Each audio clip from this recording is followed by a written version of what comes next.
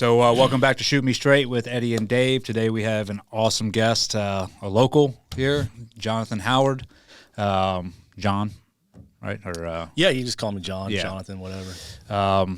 We've known each other for a little bit. I obviously went through the Florida State guard selection, but we ran into each other a couple times at Grand Boulevard. And then you were one of my best friends, Kenny Sheard. Kenny. Yeah, Kenny, yeah. I love that dude. Yeah. He had mentioned you before I had actually met you. But we met through the Florida State Guard, and then, you have a pretty incredible story without the Florida State Guard and all that, just because I listened to most of the anti-hero podcasts you did, and I knew you were a very successful dude, but I just had no idea how you started it and everything. And I listened to it, and I'm like, bro, that is insane. Appreciate that. Yeah. So I'd like to definitely share that story. But I'll just give the audience just a little bit about yourself, where you're born and. Yeah. So born in Houma, Louisiana. Most of my family's from Louisiana area, but I was born in Houma. I think I was about age 4. We moved over to Texas, Alvin, Texas, which was known for Nolan Ryan, the pitcher. Nice. He owned everything, the McDonald's, the bank, all that cool stuff. You see him around town. I actually got an autograph from him when I was 7 years old or something like that. But so I grew up in Alvin, Texas, and then about 9, we moved over to Southeast Texas, which is where I consider home now. Small town called Mauriceville. I went to Deweyville High School, real small. I think my graduating class was 42 people. The whole entire school was 245. So a real small town. Loved it though. Kept me out of a lot of trouble. It was good growing up in the woods. Basically played, we always call it playing Navy SEALs when I was a kid. We'd always buy a bunch of fireworks, 4th of July and New Year's. And then I would just keep artillery shells. And then we would sneak down the street and try to shoot them at people's goats or cows and stuff like that. And just having a good time there. But so grew up there. I was actually homeschooled up until my sophomore year, and I wanted to go to high school to specifically just play football, sports. Had a little conflict there with my dad because I was raised very very religious. Is he Christian? Christian, yeah, Assembly of God.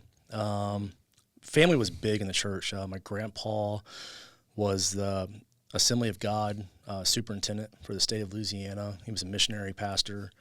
Charismatic. Yeah.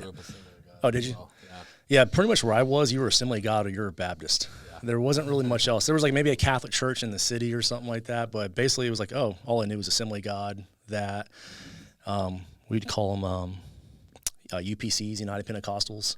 I remember we could play basketball with them church functions. And they'd all be wearing long sleeves and in blue jeans and stuff. Oh, really? Yeah, they were cool.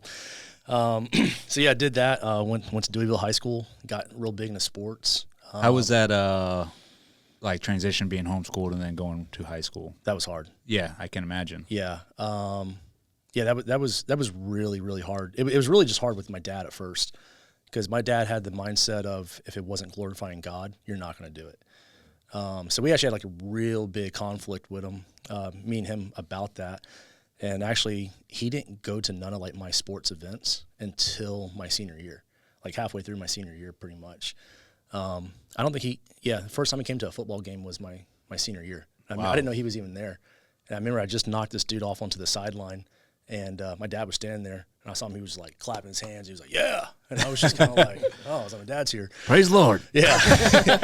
And then from there on, he came to all my football games, powerlifting meets and stuff. But my dad, great guy, had a great relationship with him, but he worked offshore on the oil rigs and ships as an electrician. So there was times he was home every day, and then there was times he'd be gone maybe for a few months at a time. Might be working in Brazil, stuff like that.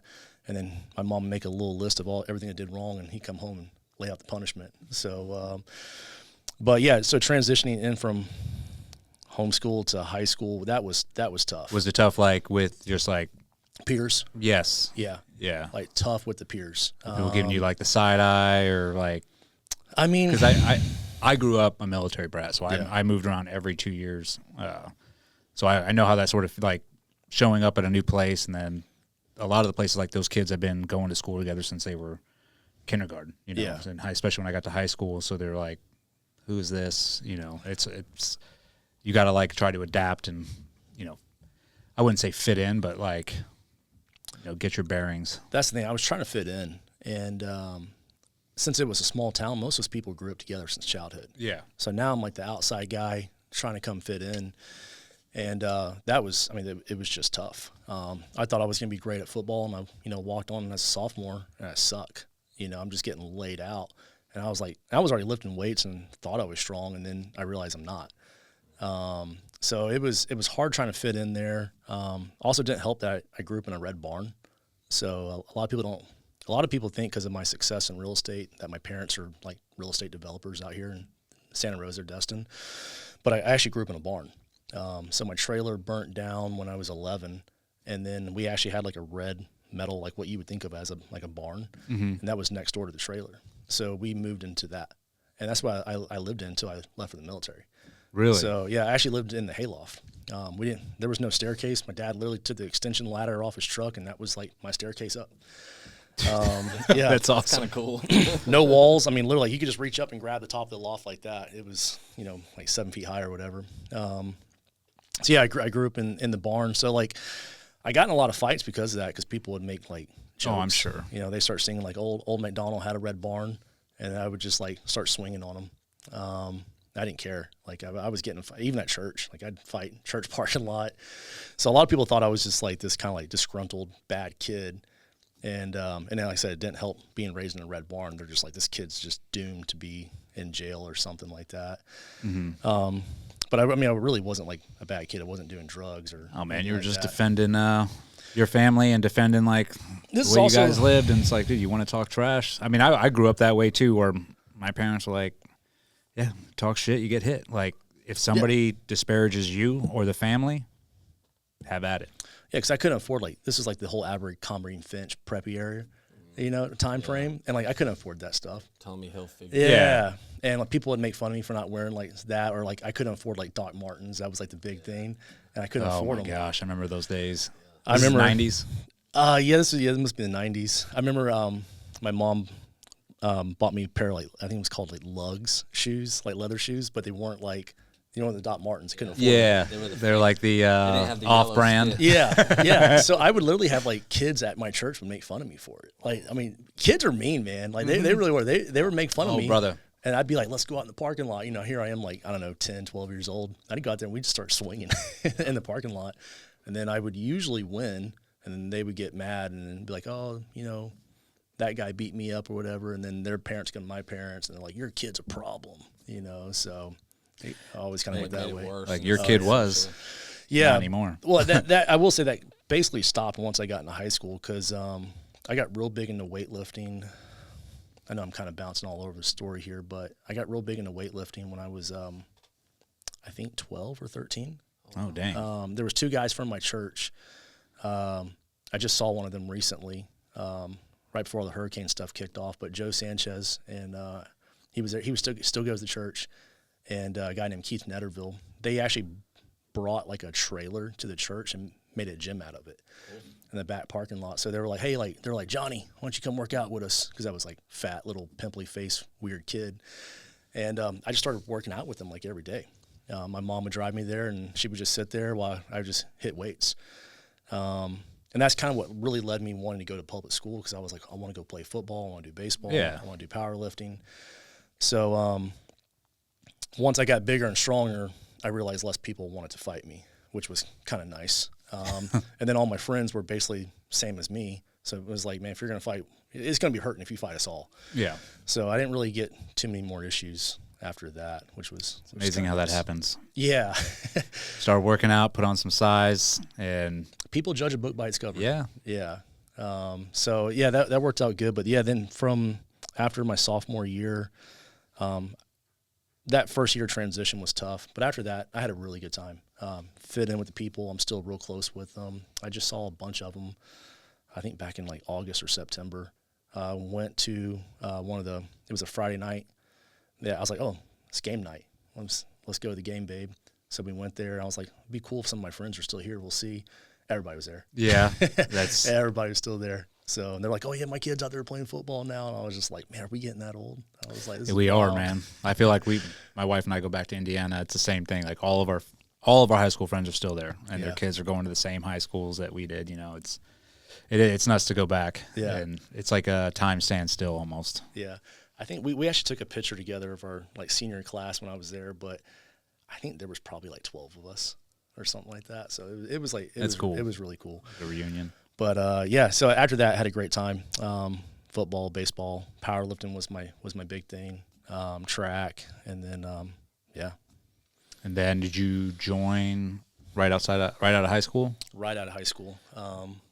What made you want to go in the military? Since I was a child. Yeah. So you had that in your brain since okay. I knew from like childhood I was like, I'm going in the military.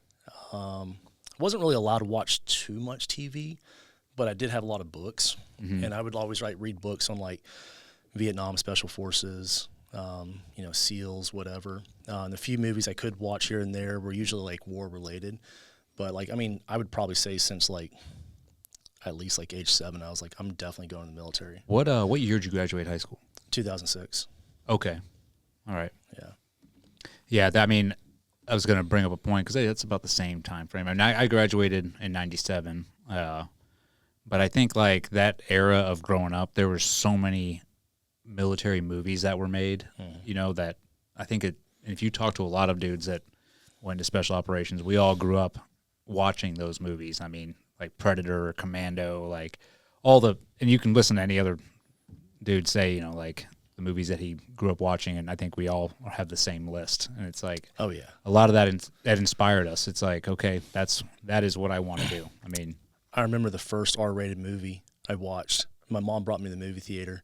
So I'm snitching right now. My dad's going to hear it, but it was The Patriot.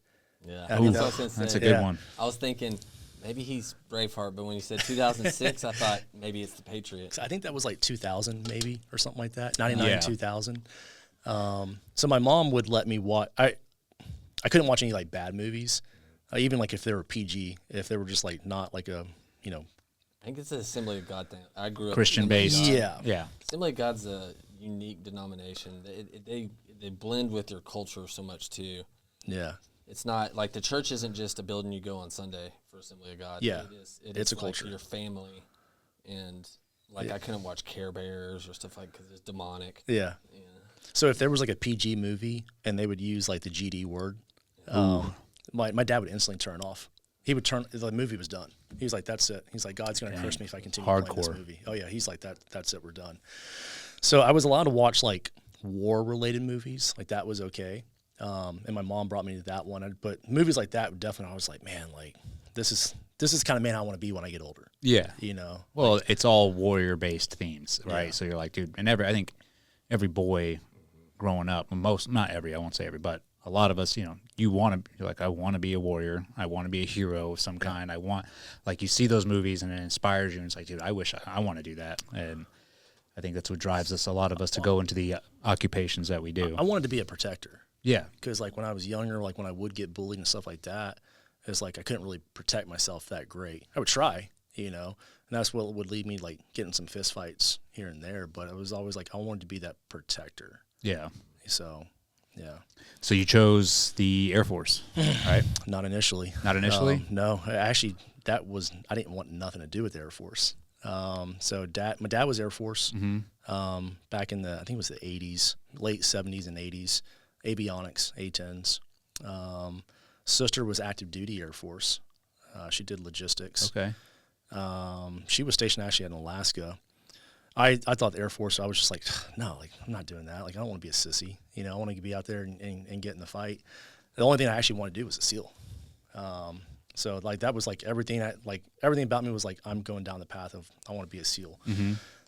Probably watched Tears of the Sun too many times. Yeah. And, all Bruce. that stuff. Yeah. And reading too many books. But I remember there was a guy from my church who joined the Navy, and he kind of gave me some bad info about saying that you couldn't just go right into being with the SEALs. Like you couldn't like basically join. You had to go like regular Navy. What time frame is this again? This is probably like 04 or something, 03. So I went to the Navy recruiter, And this is probably 04, because I think I could sign up for the DEP program at 16, I want to say. So this is probably like 04. Okay. But I went to the Navy recruiter and did the ASVAB test with him. And I was like, yeah, I want to be a SEAL. And he was like, well, you can't just apply to go into the SEALs like straight into the military. He's like, you have to go do regular ship duty for 3 years. Fucking recruiters. And he was like, you have to do ship duty for 3 years. And then that way we do your secret clearance. We do your background checks. And he was like, that way we basically just know, like, you're not like a terrorist. So he was like, you have to go do ship duty. And I was just kind of like, that was a lie. I was like, I can't just like go to Buds like right now. He's like, no. You could. And that I did, dude. I got swindled the same way, man. I got told, nope, you have to go, like, we'll give you your chance, but you have to go get a rating. And back then you did have to go get a rating.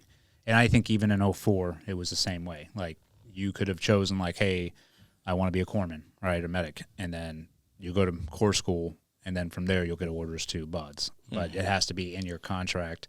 And if you don't sit down and have that recruiter actually write out the contract, then they're just like, yep, got you. Like, have fun. Because I found out at the end of boot camp that they're like, you're not going to Buds. You're going to the regular Navy, and there you can figure it out there. Yeah. Yeah. So that was the BS I was getting fed. So I was just like, well, that's really disappointing. I knew what Special Forces was. I remember watching the John Wayne Green Berets at my grandpa's house when I was a kid, and I was like, Green Berets, that's really cool. So I went to the Army recruiter, and I was like, I want to be a Green Beret. Same thing, more BS. He was like, yeah, we basically got rid of that after Vietnam. And he's like, we don't really have Special Forces no more. And then he tells me, and I think this actually was accurate at the time. He goes, if you had to be 21 to even apply for Special Forces. Mm-hmm. And I think that actually that was might be true at the time. I think they got rid of that with like the 18 X-ray program and all that. But he was like, yeah. So he's like, we don't really have Special Forces no more. Then he actually started. He started talking very poorly about the Special Forces. He was like, yeah, the few they got, they're really good shooters, but they're just all fat. He was just like, like they're not like the infantry dudes. Green beignets. Yeah, he was like, if you ask these guys to run a mile, they can't even do it. But he's like, if you want them to shoot like a tick off a dog, they can do that, and blah blah blah. And I was just kind of like, I was like, can I go be a sniper right now? I was like, sniper would be cool. And he was like, yeah, like that basically ended after the Gulf War. He's like, we don't really have snipers no more. He was like everything was like infantry and artillery. And I was just kind of like, and he was like, yeah, 11 Bravo. He was like pushing infantry. He's like, that's the quota I need to fill. I think he told me, I want to say it was a $15,000 or $25,000 sign-on bonus. He's like, if you sign up like right now, like we get you like this bonus, like 15, 25 grand. I remember thinking, I was just like, oh man, like it's a lot of money. That's a lot of money. Like I could do a lot with this. And I was like, well, what about the Rangers? And he was like, well, you can't do Ranger until you go through 11 Bravo. And if you're good enough, you can go to Ranger. And he's like the real infantry. And but then he started actually talking kind of crap on them too. He was just like, yeah, they're just like light infantry, so they don't go out with all the big heavy equipment and like do the real war. He's like, we just kind of use those for like little light raids.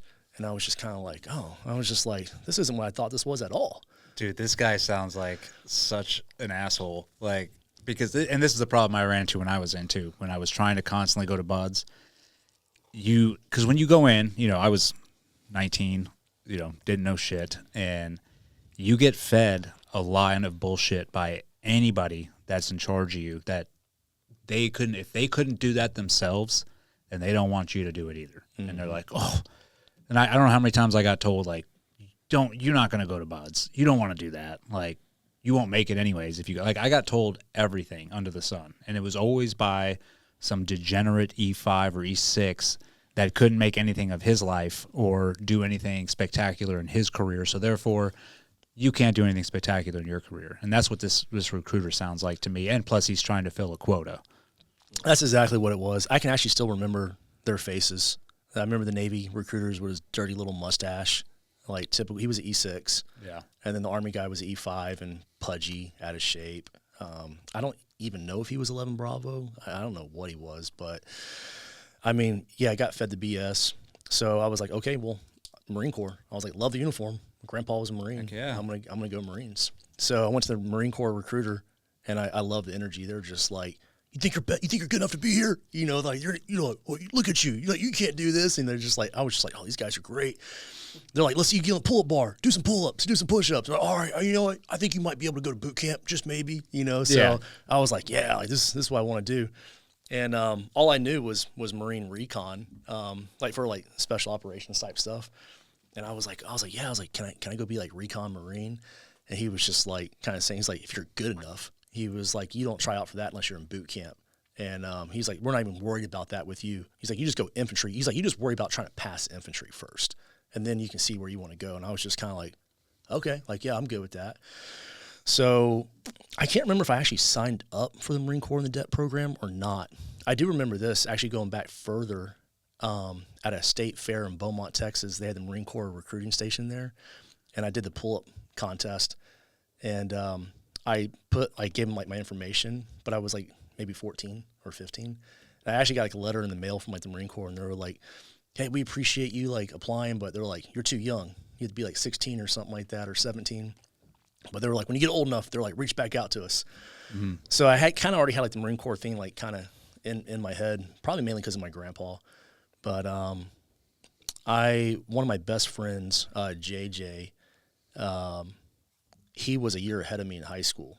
And then that's when the whole Air Force thing got kind of put on my radar, because he was like, hey, he's like, these PJs, special force doctors, and he was like, they're doing like battlefield surgeries, which they don't do that, right? I know that now, but he's like, yeah, they're out there like in the middle of the battlefield, they're doing like cracking chest and doing surgeries. And I was like, oh, that's kind of cool, because I thought at the time I wanted to go potentially down the medical field. And so I was like, that's pretty neat. So I went to the Air Force recruiter who I knew. He went to my church, and he put my sister in, just the year before. And I was like, tell me about the PJ stuff. And he literally pulled out like a little trifold, little pamphlet. And he's like, here's the info about the PJs, pipeline. They had like a sign-on bonus after you completed the 2-year pipeline. And I was like, you know what, this seems pretty cool. I think I want to do this.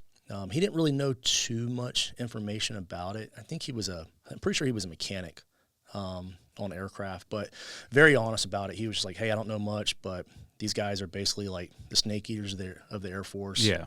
They're highly respected. Like, they have a really cool job. He also mentioned combat control to me, which didn't sound appealing at the time. He just said, like, they basically jump into an airfield and take over the air traffic control tower and then land aircraft. And I was just like, that doesn't really sound like something I want to do. I didn't hear anything about shooting. Yeah, I was just like, and I was like, that's a special operations thing. They just jump in. They're air traffic controllers. He was like, yeah, he's like, they land the planes and bring in the troops. And I was just kind of like, nah, that's not what I'm really thinking about what I want to do. And then he mentioned TACP to me. He said, I don't really know much about it. He goes, I know they live with the Army. They do something like coordinating aircraft with the Army, but he's like, I don't really know too much about it. But he offers, like, I can go get more info for you if you want. I was like, no, I think I want to do like the medical thing. So went down to the MET program down in Houston, Texas, and then I didn't pass my depth perception, and I didn't pass my uncorrected eyesight. So that disqualified me from any job that required, they call it a Class 3 flight physical. I don't know if Navy has something like that. So basically, like SEER, CCT, PJ, I think maybe almost any aircrew job as well, it basically disqualified me from. So kind of had some hard decisions to make there. And what was it he told me? I'm trying to remember what I went from that point. Yeah, he said if once you're in the Air Force, that doesn't matter no more. So he was like, we can fast track you into the Air Force right now as security forces, because at the time security forces was a critically manned job in the Air Force. So he goes, let's sign you up for security forces. Once you're in boot camp, you can apply for, they'll have like a tryout for pararescue. And I said, okay, I'll do that. So 2 months out of high school, I mean, I was signed up in high school, but 2 months from graduating, I was in boot camp. And I think it was the third week in boot camp, we did all the physical stuff again. And they were like, hey, depth perception's failed, uncorrected vision, you can't do these jobs. TACP I was allowed to, because they didn't require a flight physical. So I remember the TACP recruiter was this big guy, he's jacked. He came in there and he was like, you guys want to try to be a TACP, like come talk to me, just like tell them about the job. I was like, oh, that sounds really cool, I'll do that. So I was like one of the people that raised my hand. I was like, hey, I want to do it. he's like, what's your job? And I was like, security forces. He goes, nope, can't touch you. And I was just like, and he was like, nope. He's like, you guys are critically manned, can't touch you. And I was just like, oh, man. So I'm trying to remember what happened right after that. I didn't want to do security forces. Yeah. I wanted to go do something else, but there was basically nothing I could really do other than like mechanic or security forces. So people there were talking to me like, oh, you can go like SWAT team, like security forces or this. And I was like, you know what? I could do that. That'd be kind of cool. And then the honor guard came down, which they don't come down every boot camp. They only come down like maybe once a quarter. And it just so happened to be they came to my boot camp with their drill team, and they were flipping their rifles, and they were like, if you have excellent on your PT score, you're 5'10" above, come talk to us. I'd be disqualified. So, so I remember I go up to this guy, and he kind of looks at me. And I'm in great shape from football and powerlifting. And he looks at me. He was like, can you bench press 225 3 times? And I was like, oh, yeah. And at that time, I could probably do it like 25 times. Wow. And the reason he was asking was because that was the PT test, part of the PT test to be a pallbearer. He had a bench press 225. I think it was once, and then he had like overhead press, I think like 135, and curl a certain amount of weight for carrying the caskets. So I was like, yeah, I can do that. And I said, my job's security forces, though. He goes, oh, no problem. I'll change that. And he literally changed it like right there on the spot. Like he did some little paperwork thing. He was like, yeah. He's like, you're going to Arlington once you graduate boot camp. And I was like, perfect. So, so I went and did that. Really? I didn't know you did that. Mm-hmm, yeah, up in Arlington. So I was at Bowling Air Force Base, and this is actually kind of where the CCT seed got planted in me. Just so happened to be my honor guard instructor. I was his last class he was pushing through because he was in the combat control pipeline. He was about halfway through his training. So that's when I really started hearing about what combat control does. And I was like, oh, this sounds really, really cool. So did my honor guard thing. I was a pallbearer in Arlington. And, you know, we would do like ceremonies in Arlington, like Tomb of the Unknown Soldier, wreath lanes, arrival ceremonies. How was that that tempo working there? Like very high standards. Yeah. Long hours, like really long hours. To give you an idea, like when we did like the tomb jobs, I think our showtime was 3:30 in the morning or 4:30 in the morning, because we had to get there. We had to fall out right there at Bowling Air Force Base for a uniform inspection. I mean, uniform inspections were like, I mean, people are literally like looking over your ears. I mean, if they see any kind of hair, anything, I mean, like you're going to get yelled at. You have to go correct it. Mm-hmm. Any kind of dirt on your collar. I mean, even like your white gloves, you have to like re-silicone them all the time. And if their silicone's all dirty, they're like, nope, get out, go fix it. So we have like really early inspections, and then we have to rehearse the wreath lane ceremony before the Arlington opens, which I think is 7 a.m. in the morning. So we get out there as a joint service, all branches, and then we practice rehearsing, like going up and down the stairs to the tomb. And we usually had to rehearse at least 2 times. Damn. So the show times were very early. It was super long days. I mean, you're up before the sunrise, and then you're usually going home after the sun's already setting. But you think that job like taught you? I mean, not taught you, but just reinforced. I mean, it sounds to me that's a pretty like Nazi-like job where it's like you have to be perfect at all times. So that not only reinforced discipline, but also like attention to detail, all of that. Extremely. Yeah. It really helped to develop me coming out, say, like a little 18-year-old kid from small town Texas, where I didn't really have like a lot of structure. So now I'm being very organized, very structured. I'm being held to extremely high standard with everything, physical fitness, how you look in uniform. I mean, just to give you an idea, we had our own like PA, like people that just take photos of us, and their job not only is to take like photographs like us doing like parade marches and ceremonies, but it's also basically to snitch on us, to hold us accountable. So to give you that, this is a real story. We did a parade march.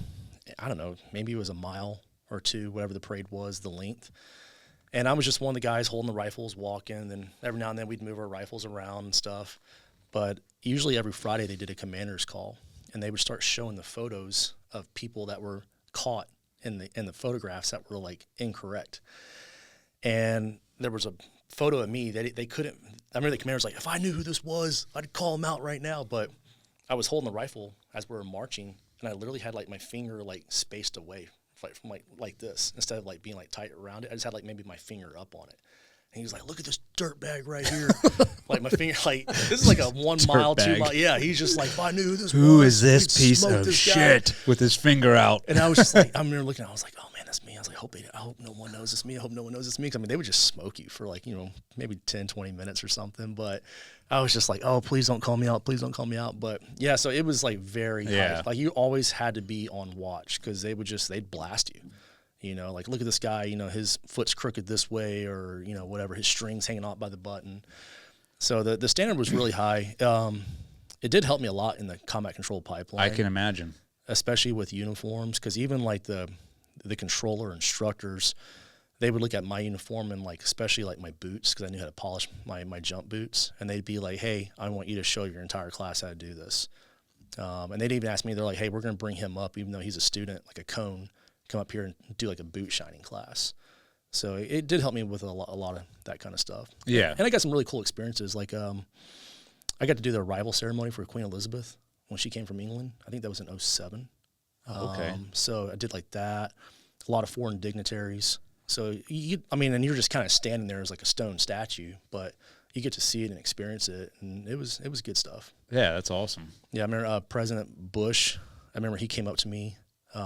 He actually cracked a lot of jokes when he come talk to us, but he came up. I was a door opener for one of the ceremonies. I think it was a state dinner.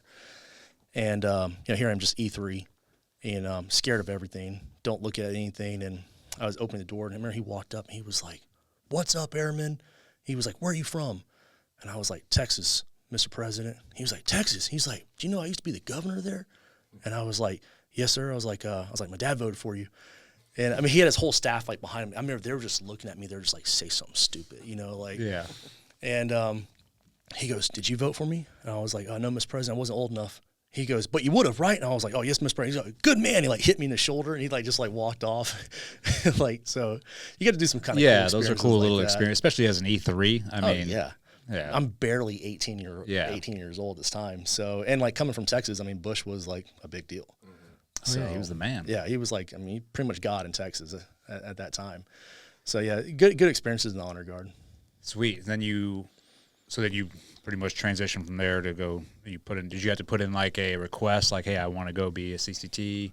No, so I couldn't retrain until my 3-year mark, and Andrews Air Force Base, which was down the road from Bowling. I got transitioned over there from the honor guard into services, they called it at the time. Now they call it FSS, Force Support Squadron, but I got transferred to services to go over there. And they basically just do everything like food, lodging, fitness center, mortuary affairs. So I got over to services from Bowling, and then from there I got sent over to the mortuary at Dover. So I was about to turn 20. I was like 19 years old. And basically the story on that, I had this really cool master sergeant in C7, and he came up to me and he was just like, "Hey, John," he's like, "You're a country boy from Texas, right?" He's like, "You hunt fish?" And I was like, "Yes." And he was like, "Okay." He goes, "Well, does it bother you with like guts and blood?" And I was like, "No." He goes, "Okay, we're going to deploy you." And I was just like, in my mind, I'm thinking I'm going like Iraq, Afghanistan. I'm just like, yeah, like good. Like, yeah. Like, where am I going? He's like, "You're going to Dover." And I was just like, I think I actually said, I was like, is that Afghanistan? And he was like, "No, Dover, Delaware." And I was just kind of like, oh. I was like 2 hours down the road, Delaware? And he's like, yeah. And I was just kind of like, why am I going there? He's like, we're going to send you to the mortuary. He goes, a lot of people can't go handle the job. And he goes, we want to send you there. He goes, but you're going by yourself, like no one else here, like we'll go do it. And I was just like, he's like, "You think you can handle it?" And I was like, yeah, I think I can handle it. And he's like, all right. He was like, basically just keep in contact with me. He's like, if you need anything, like contact me. He was like, I'm here to help. So, I mean, I literally just went by myself to the Port Mortuary in Dover, Delaware. What did that job consist of? So anyone that dies in the DOD, any military active or whatever, and then any civilian that's overseas that dies, they get sent to the Port Mortuary at Dover, Delaware. So that's like basically the first place of reentry. Mm-hmm. So they arrive there. We do the dignified transfer off the plane, do the whole mortuary process. Then we do the basically redress them Yeah. and then ship them out to wherever their home is. They're getting buried. Yeah, do another transfer, dignified transfer on the way out. So you embalm them. Yeah, the military doesn't do the embalming. They have like civilian contractors there, but you help with it. Did you? I mean, because that had to be what 05, 06? That was 08. 08. Oh, my 08, bad. yeah. My timeline's off. I went there 08 and 2010. I mean, you had to have a lot of bodies coming back at that time because that was. I was there summer season too. Yeah, so because I remember being in Afghanistan in 08, and that was like one of the deadliest. Like I think it is still the deadliest year they had there. Where we were doing ramp ceremonies nightly. Yeah, I know they were all getting shipped back to where you were. So did that have like an effect on you at all? Yeah, it was a tough transition at first. Yeah. But I knew it was important, and I want to say I almost kind of suffered in silence, especially because I was there by myself, and I didn't want to be seen as weak. Yeah. So like when I would go back to like my hotel room, it would bother me, especially like with cooking food and stuff. There was like certain foods I couldn't eat. Like I loved barbecue, couldn't eat ribs no more. I remember I still remember this. I remember I made jambalaya with scallops, and then like I saw the scallops, and I couldn't like eat the scallops no more. Like these like little frozen scallops I put in the jambalaya. Yeah. So I had like a really kind of hard time with that. And I'll tell you the real big thing that helped me through that time was I met my wife. She was there too. That's how we met. Did she work in the mortuary? Yeah, she worked in the mortuary. So she was deployed there as well. So like that was kind of like my outlet of not thinking about what was going on at work, and kind of the same for her. And at this time I knew I wanted to go into combat control. So like, I wasn't even like really drinking, even though I wasn't 21. Like I rarely drank. So I was like really focused on just like running, hitting the gym every day, rucking, swimming. And then I'm basically just exhausting myself all day. And then I'm at home at night with her, and I see her at work and stuff. Yeah. So that was a really good outlet. Kind of unknowing, like we didn't really have to talk about what we did at work because we knew what we were doing. I would meet her because she would hand me the bucket of intestines for me to chop up. So she worked in autopsy, and I had a thing for Asians. I had a big thing for Asians. Coming from small town Texas, I just thought they were like so exotic. You know, I guess from like watching Fast and Furious and looking at like Import Tuner magazine and stuff. I was just like, oh man, like I want an Asian, right? Like that was like my goal, was to get like an Asian girlfriend. And I met her when I met her there. I didn't really talk to her that much. I knew her for probably I think a month and a half before we ever really kind of started like dating or talking or whatever. And she had a boyfriend when I met her. So she was dating some old dude in the Army at the time, but Drop the zero. yeah, Kept with the hero. yeah. So she was there, and like I'd only see her in uniform. She was pretty quiet, so we didn't really interact too much. And then like pretty much the only interaction I had with her was like she would literally hand me a bucket of guts. How romantic. Yeah, and to answer your question, this was happening like 7 times a day. Yeah. So I think on average I was doing about 7 bodies a day. And then it would take me usually 45 minutes to an hour to, I hate to use the word chop, that's to process the intestines. Yeah, or whatever. Because I'm basically taking all the intestines in this giant metal bucket, and we're cleaning them. So we're flushing out the stomachs. Like literally, you're taking the intestines like a water balloon. You put up to the water faucet, and you're just flushing everything out. And then you're just chopping everything into small pieces, and you're putting it in a preservative powder that we would call shake and bake. And then once I was done with that, I would take it back to autopsy, and they'd put it back in the body, and then they'd sew it up, and then go to dress. So very long days at the mortuary as well. I said, if I'm doing 7 bodies, that's basically 7 hours of work for me, just right there. Plus everything else that goes on in that time frame in the day. And I usually wouldn't even get the buckets until right after lunch, because they're going to like FBI fingerprinting, autopsy. So it takes a while before it would even come to me. But yeah, a lot of bodies. I think it was that one in 08. I remember it being news, but I think there was a suicide bomber on a CIA, maybe a little fob or something. Yeah, that was. I think there was like 13 people killed, I want to say.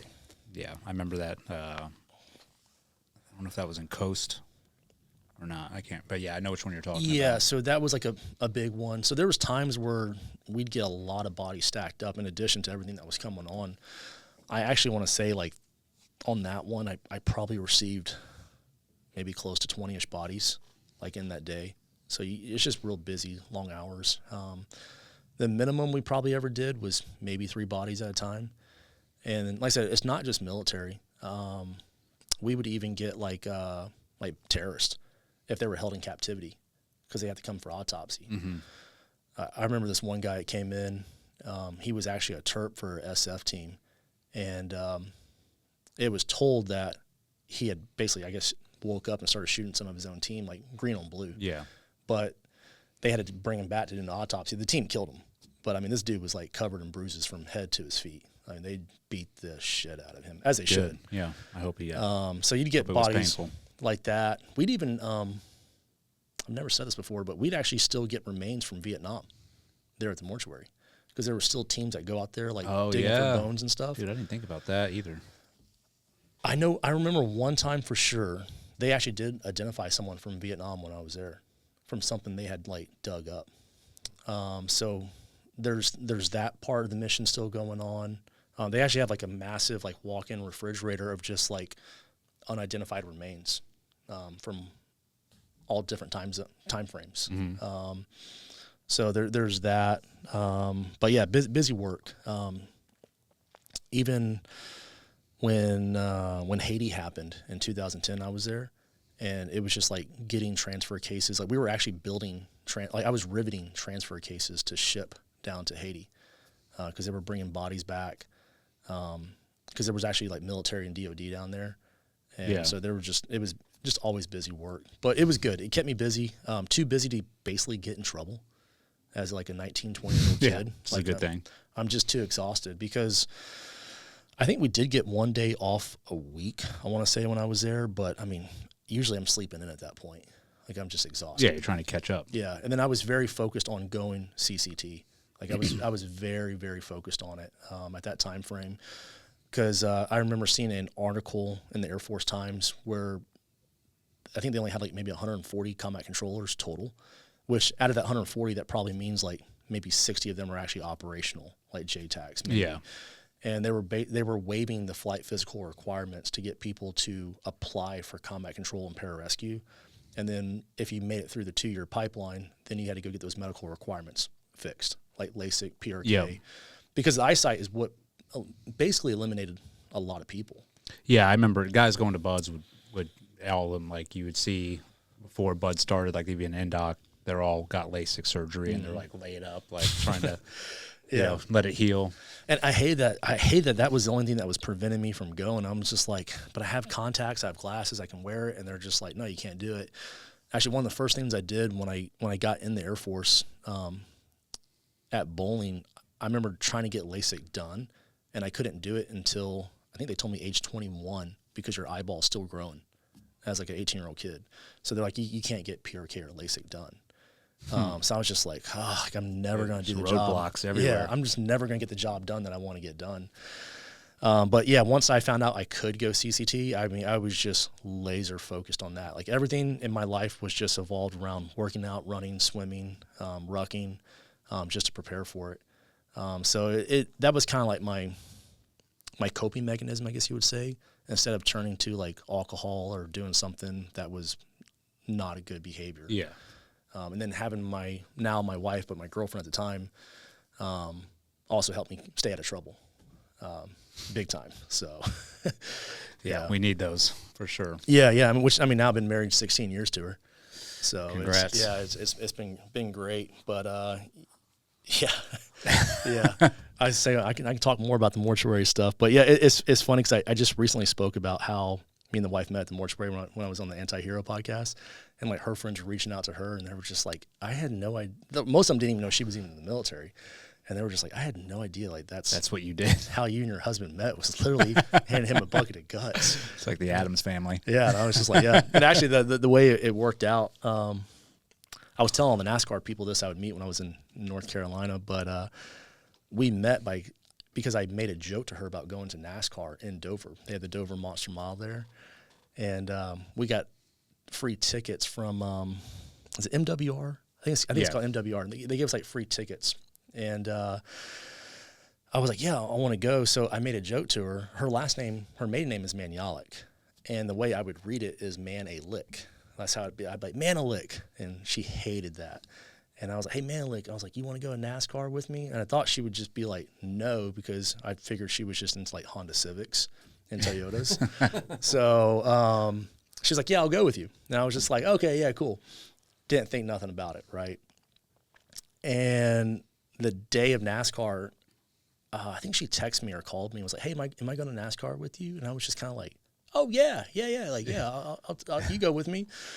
So as she says, she was only trying to be friends with me because I had my car there because I was from D.C. She was from Washington State, so they had, like, no cars. So she's like, I just need a free ride. That's what she always tells people. But I think she actually liked me. So went to NASCAR with her, and then I thought I was being cool by cooking her dinner back at the hotel, but the way I ate was I'd buy like frozen bags of like chicken Alfredo from the commissary, and then I would just cook the chicken breast. Yeah, single man. Yeah, so I'm like, I'm a diet. chef, right? Yeah. And then she's always like, I can't believe you made me a frozen bag of like chicken Alfredo. But I'm like, I cooked the chicken. Like, I still had to put it in the pan and like, defrost it and cook it. Like, you're welcome. But I'm like, it obviously worked because she stuck around.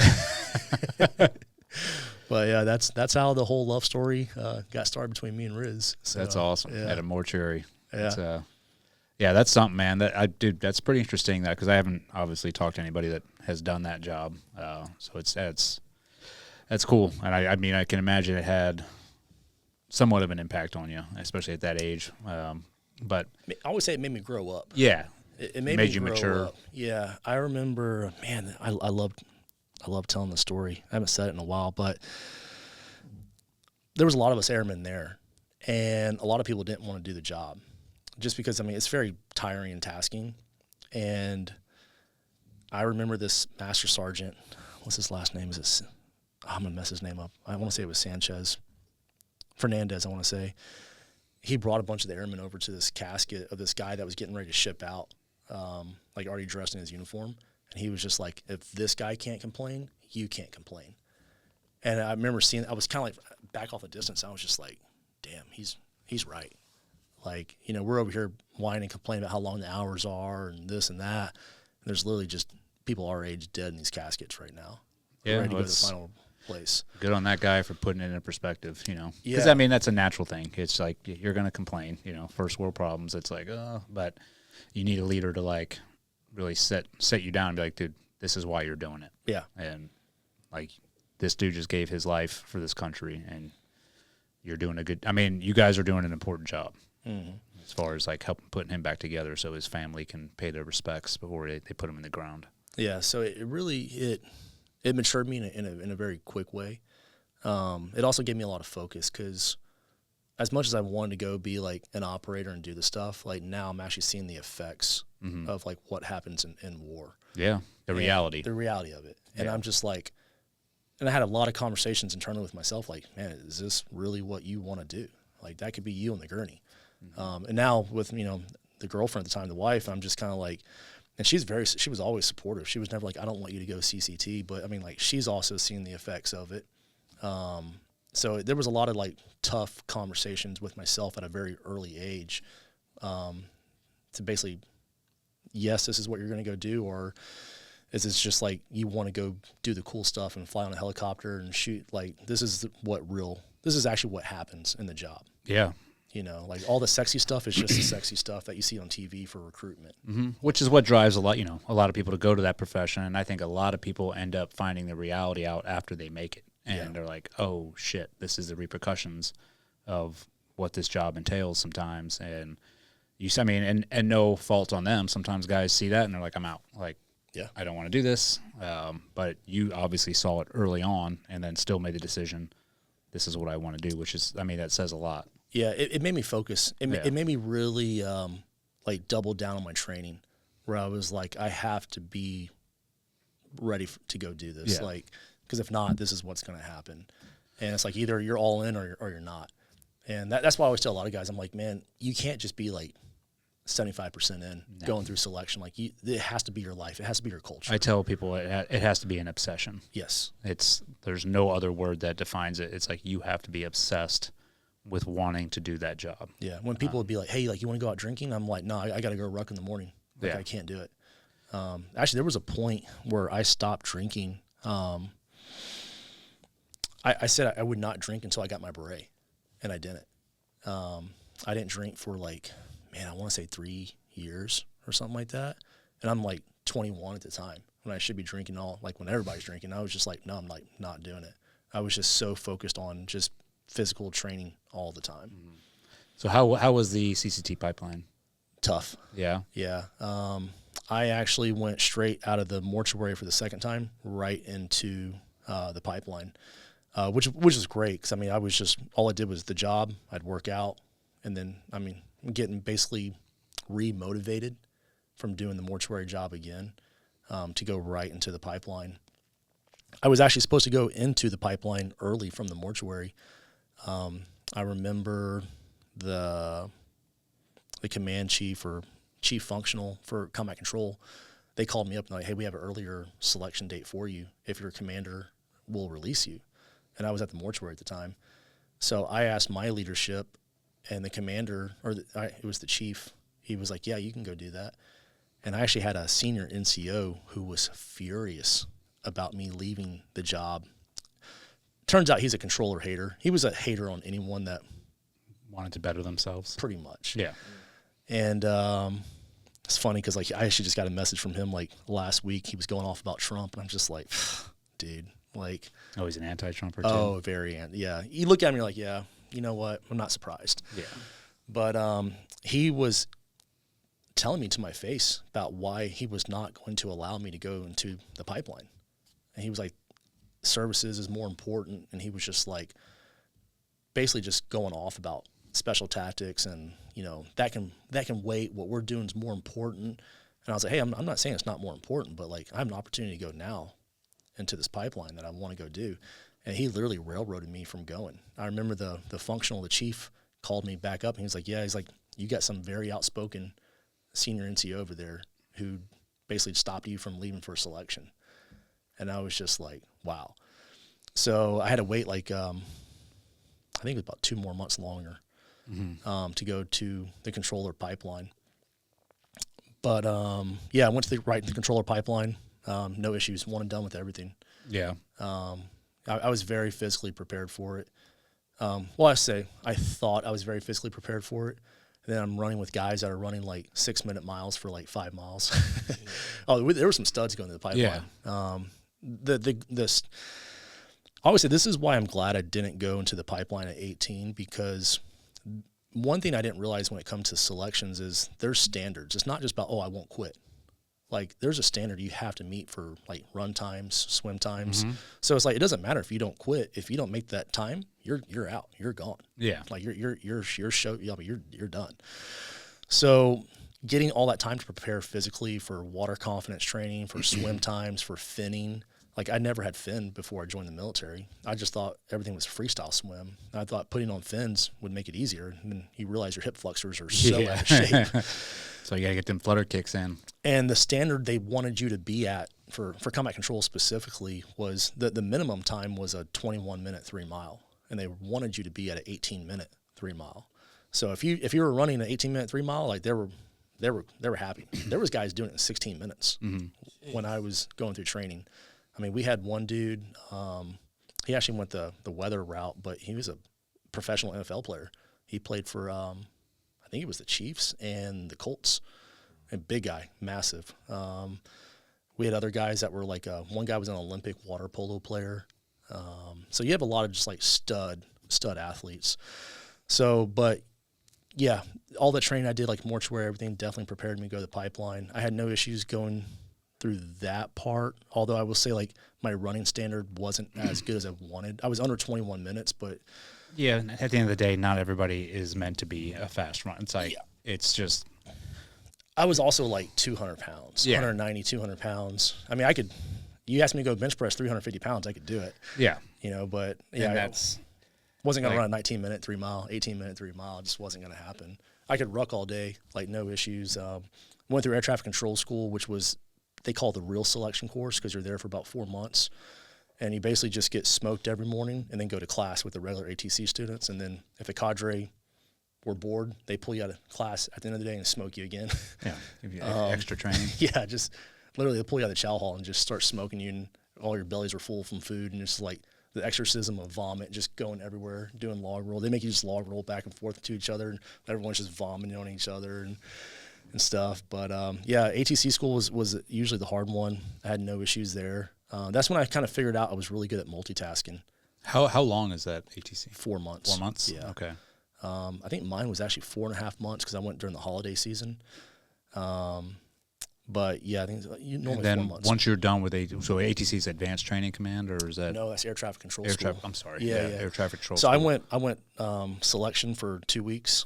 From there, I went right to Army Airborne. At Benning. Yeah, Benning. Yes. Which I was so disappointed in. Dirty, nasty leg. I was worried that I wasn't going to be able to physically keep up at Airborne. Like everything I knew about Airborne. Bro, was you like, could go with one leg and be fine. Yeah. I thought it was going to be like Band of Brothers. Like I thought this was going to be like such a hardcore school. Yeah. So I'm asking guys like, hey, have you guys been to Airborne yet? Like, were you guys able to keep up in the runs and stuff? And they were just like, what are you talking about, man?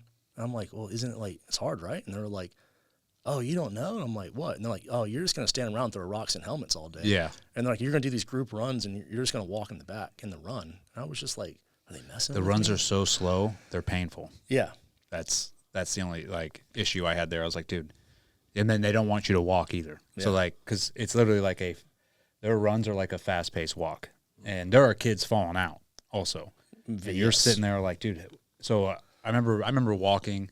Cause I'm like, dude, I'm not doing this like fake trot. I couldn't get my stride, and we just came right out of Buds. So like we're going right from Buds and we go right to Benning. So we're like keyed up.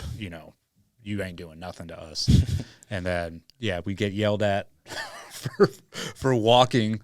They're like, oh, you're quitting? And you're like, no, dude. Like I'm literally just walking because this pace is ridiculous. Like You couldn't run if you wanted. You would just run into someone. Yeah. Like it was just these massive formation runs. So Airborne was really disappointing for me. I was just like, I had this like just what I thought it was going to be in my mind. And then I was just like, this is really, all we do is stand around all day. And they're like, oh, run to this place, get ready for the instructor. And then we do like one training iteration because like it would take hours for your turn to go. So Airborne was real disappointing. But yeah, I went Airborne to survival school, SEER. And then from there I went right to air traffic control school. And then once you graduate there, that's when you go to combat control school at Fort Bragg / Pope Army Airfield. And that's like 3 months. And then from there you go Herbert Field for a year and you do your, they call it AST, STTS, but AST is advanced skills training. So that's where you're kind of learning like the core of your job now. Yeah. So you're actually doing like shooting, you're doing, tactics, vehicle tactics. You're landing aircraft out here on the dirt airstrips. You're not doing JTAC work yet, but you're just doing basically the core job. You're learning how to use your radios and becoming very proficient at Was that core of your fun job. for you? Yeah, actually it was, other than the pre-scuba part. That's also where you do like your final pre-scuba training to go to dive school over here in Panama. Until you get your dive bubble in the combat control pipeline, you are, oh man, it's bad. Like you just, you're not looked at as because you ain't made it yet. once you have your dive bubble, it's like, okay, this guy's not going to quit. Like we basically put him through the worst of the worst, and you get just treated better. Now they're just looking at everybody that doesn't have a dive bubble, because you'd be surprised how many guys quit at pre-scuba that have already got their. So for us, after you complete combat control school, which is basically a year, you get your red beret. So you're basically like, as they call, a baby controller. But you're still not to the team yet. And there's guys that give up their berets during pre-scuba. They just can't. They just Water will do that to people, man. The water's a big equalizer. big. Yeah. I remember a guy through my class, he was prior Marine infantry, and he quit in pre-scuba. I mean, like quit the first week. And everyone thought this guy was just like the most hardcore dude. And I was just like, wow. What's so tough about it? Like, what do y'all do that? I would encourage the audience listening, just Google like water confidence training, any branch of service. But I mean, you're basically just getting harassed in the water. You're getting drowned. You're doing the buddy breathing. You're doing weight belt swims, or weight belt treads, where you're just treading water with like weight belts on before they even put the tanks on you. And I mean, if you go down, you're going down underneath the water. they're not going to come get you until you basically are unconscious, or they start seeing you start kicking. Yep. I would tell you my introduction to pre-scuba, after this happened to me, I was like, there can be nothing worse. I actually thought my instructor was like actually crazy and tried to kill me. So I'm at Herbert Field at STTS. I still remember his name. I'm glad he did this to me, because like I said, it prepared me. I think his last name was White, but they lined us all up on the pool deck, and they were having tryouts for pre-scuba because there were so many of us. They can only train so many at a time. So they were like, we're going to see the best. Whoever survives here is actually going to go to pre-scuba, and the rest of you guys are just going to get treated awful until this class is done. So my very first introduction to pre-scuba was full uniform on, our military uniform, and we were doing a thing called 10-ups. Did you guys do 10-ups? Is this water aerobics or? You would do a push-up. You'd have both sides. You have the team split in half on both sides of the pool, and you would start at one push-up all together, and then you would do one breath hold, swim across as the other team's going across. And you come up. Crossovers. Get together, and then you would do 2 push-ups, and you would basically pyramid all the way up to 10. And you have to do it one breath hold. Yeah. So now you're getting just oxygen deprived. You can't do it. Everyone starts popping up, trying to catch their breath. And the instructors are they're just on you. They're just pushing you down. Every time you come up, they just push you down. And now you're inhaling water, and you actually start thinking, your body starts freaking out. And I remember that. I'm pretty sure it was Sergeant White. Man, he was just on me. Every time I try to go up, I would just feel his hand just come back of my head and just push me down. And that's when people are starting to quit. I'll quit. Because they're freaking out. Yeah, it's stress inoculation in the water is what it is, and they just keep pushing it on you. And the water is a great equalizer, but if you are not comfortable, you do not train yourself to stay comfortable at all times during that, then you are going to run into a wall where the second you start freaking out a little bit, they got you, and they'll just keep pushing you underwater, splashing water down your mouth, doing whatever they can to make you even more uncomfortable, because they're looking for people that can remain confident no matter what situation they're put into in the water, and that can work themselves out of it. And I should say, normally what they do in pre-scuba is they kind of build you up in phases to where, your last couple of weeks you're wearing your full uniform because of the drag in the water. Because, swimming 25 meters slick is one thing, but 25 meters in a full uniform, that's now just weighing you down. And so, our very first introduction was full uniform on. I think we even had our BCs on, our buoyancy compensation little, inflatable, vest on, just for more drag. We're also wearing, our booty fins, so more drag on your feet. So, you can't really do one breath hold no more after you're doing, 5 ups. You're working your way up. You just basically just becomes a panic. And I made it through that. And once I got through that, I was like, there's nothing else these guys can do. It was just so bad for me. It was actually terrifying. So, but I'm glad that happened, because normally they don't do that. Normally you start week 1 pre-scuba, and that doesn't happen until, maybe week 5. But since that was the first thing I did, I was just I can do anything. Yeah, everything else was cake. So yeah, pre-scuba was tough. Actually, I had to do pre-scuba twice, not because I failed. So I'll just give you that story. So I did pre-scuba. I go over here to Panama before we start dive school to the dive chamber.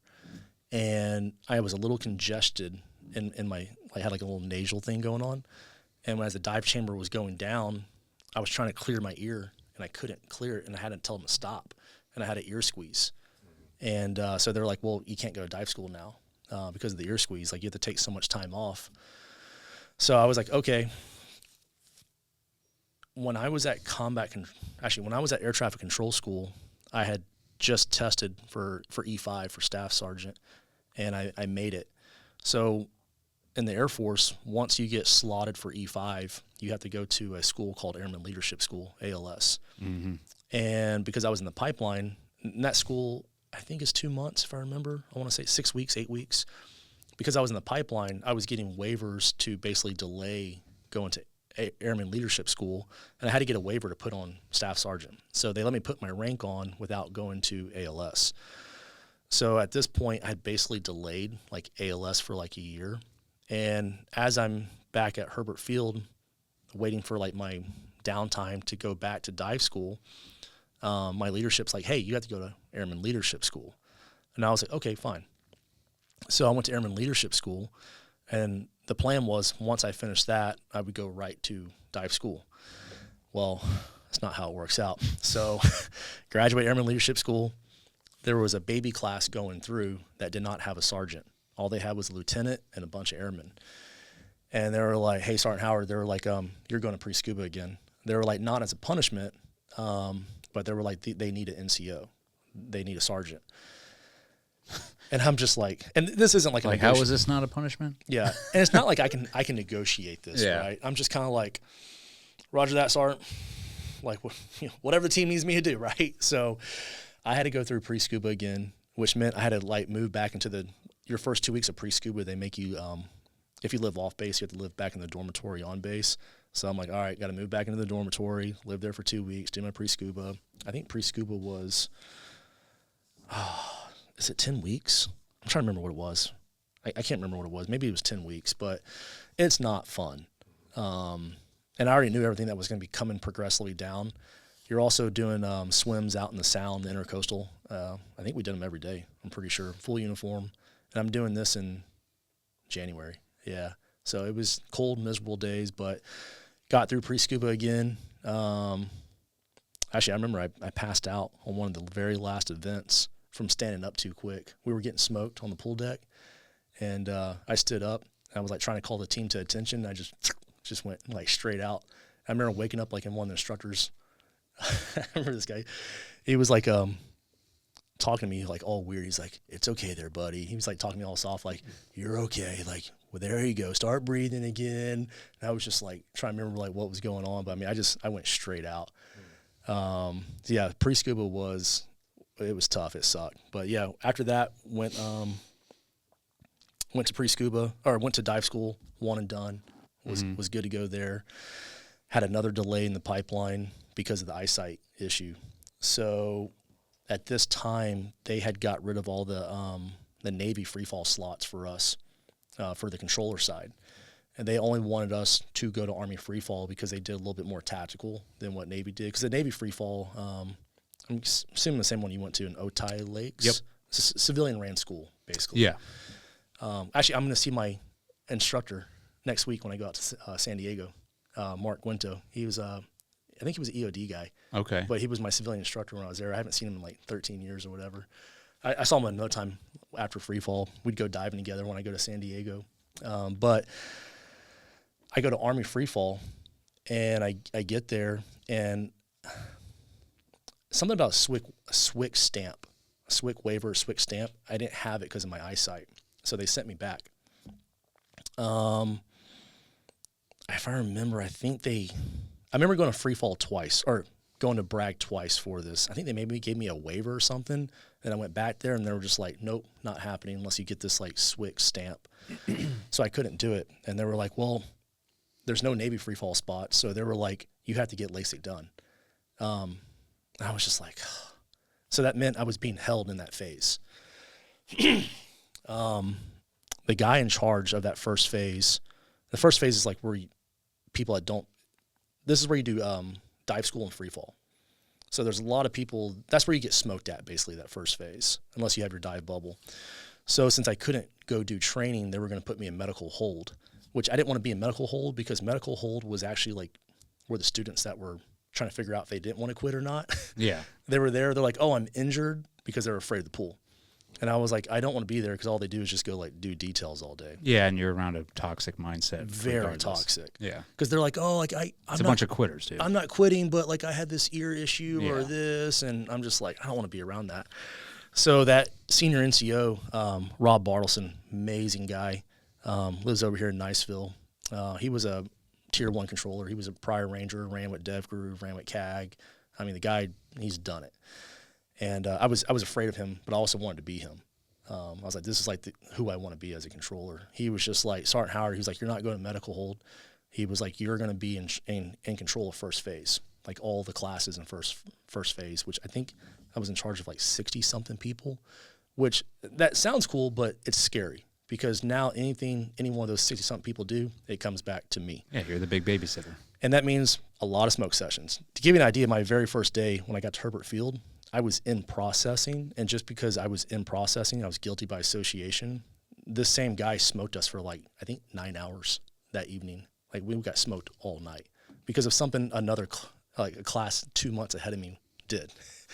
That was my introduction to Herbert Field, and I was like, this sucks. You know, like, I mean, it was the worst smoke session I have ever done, even to this day.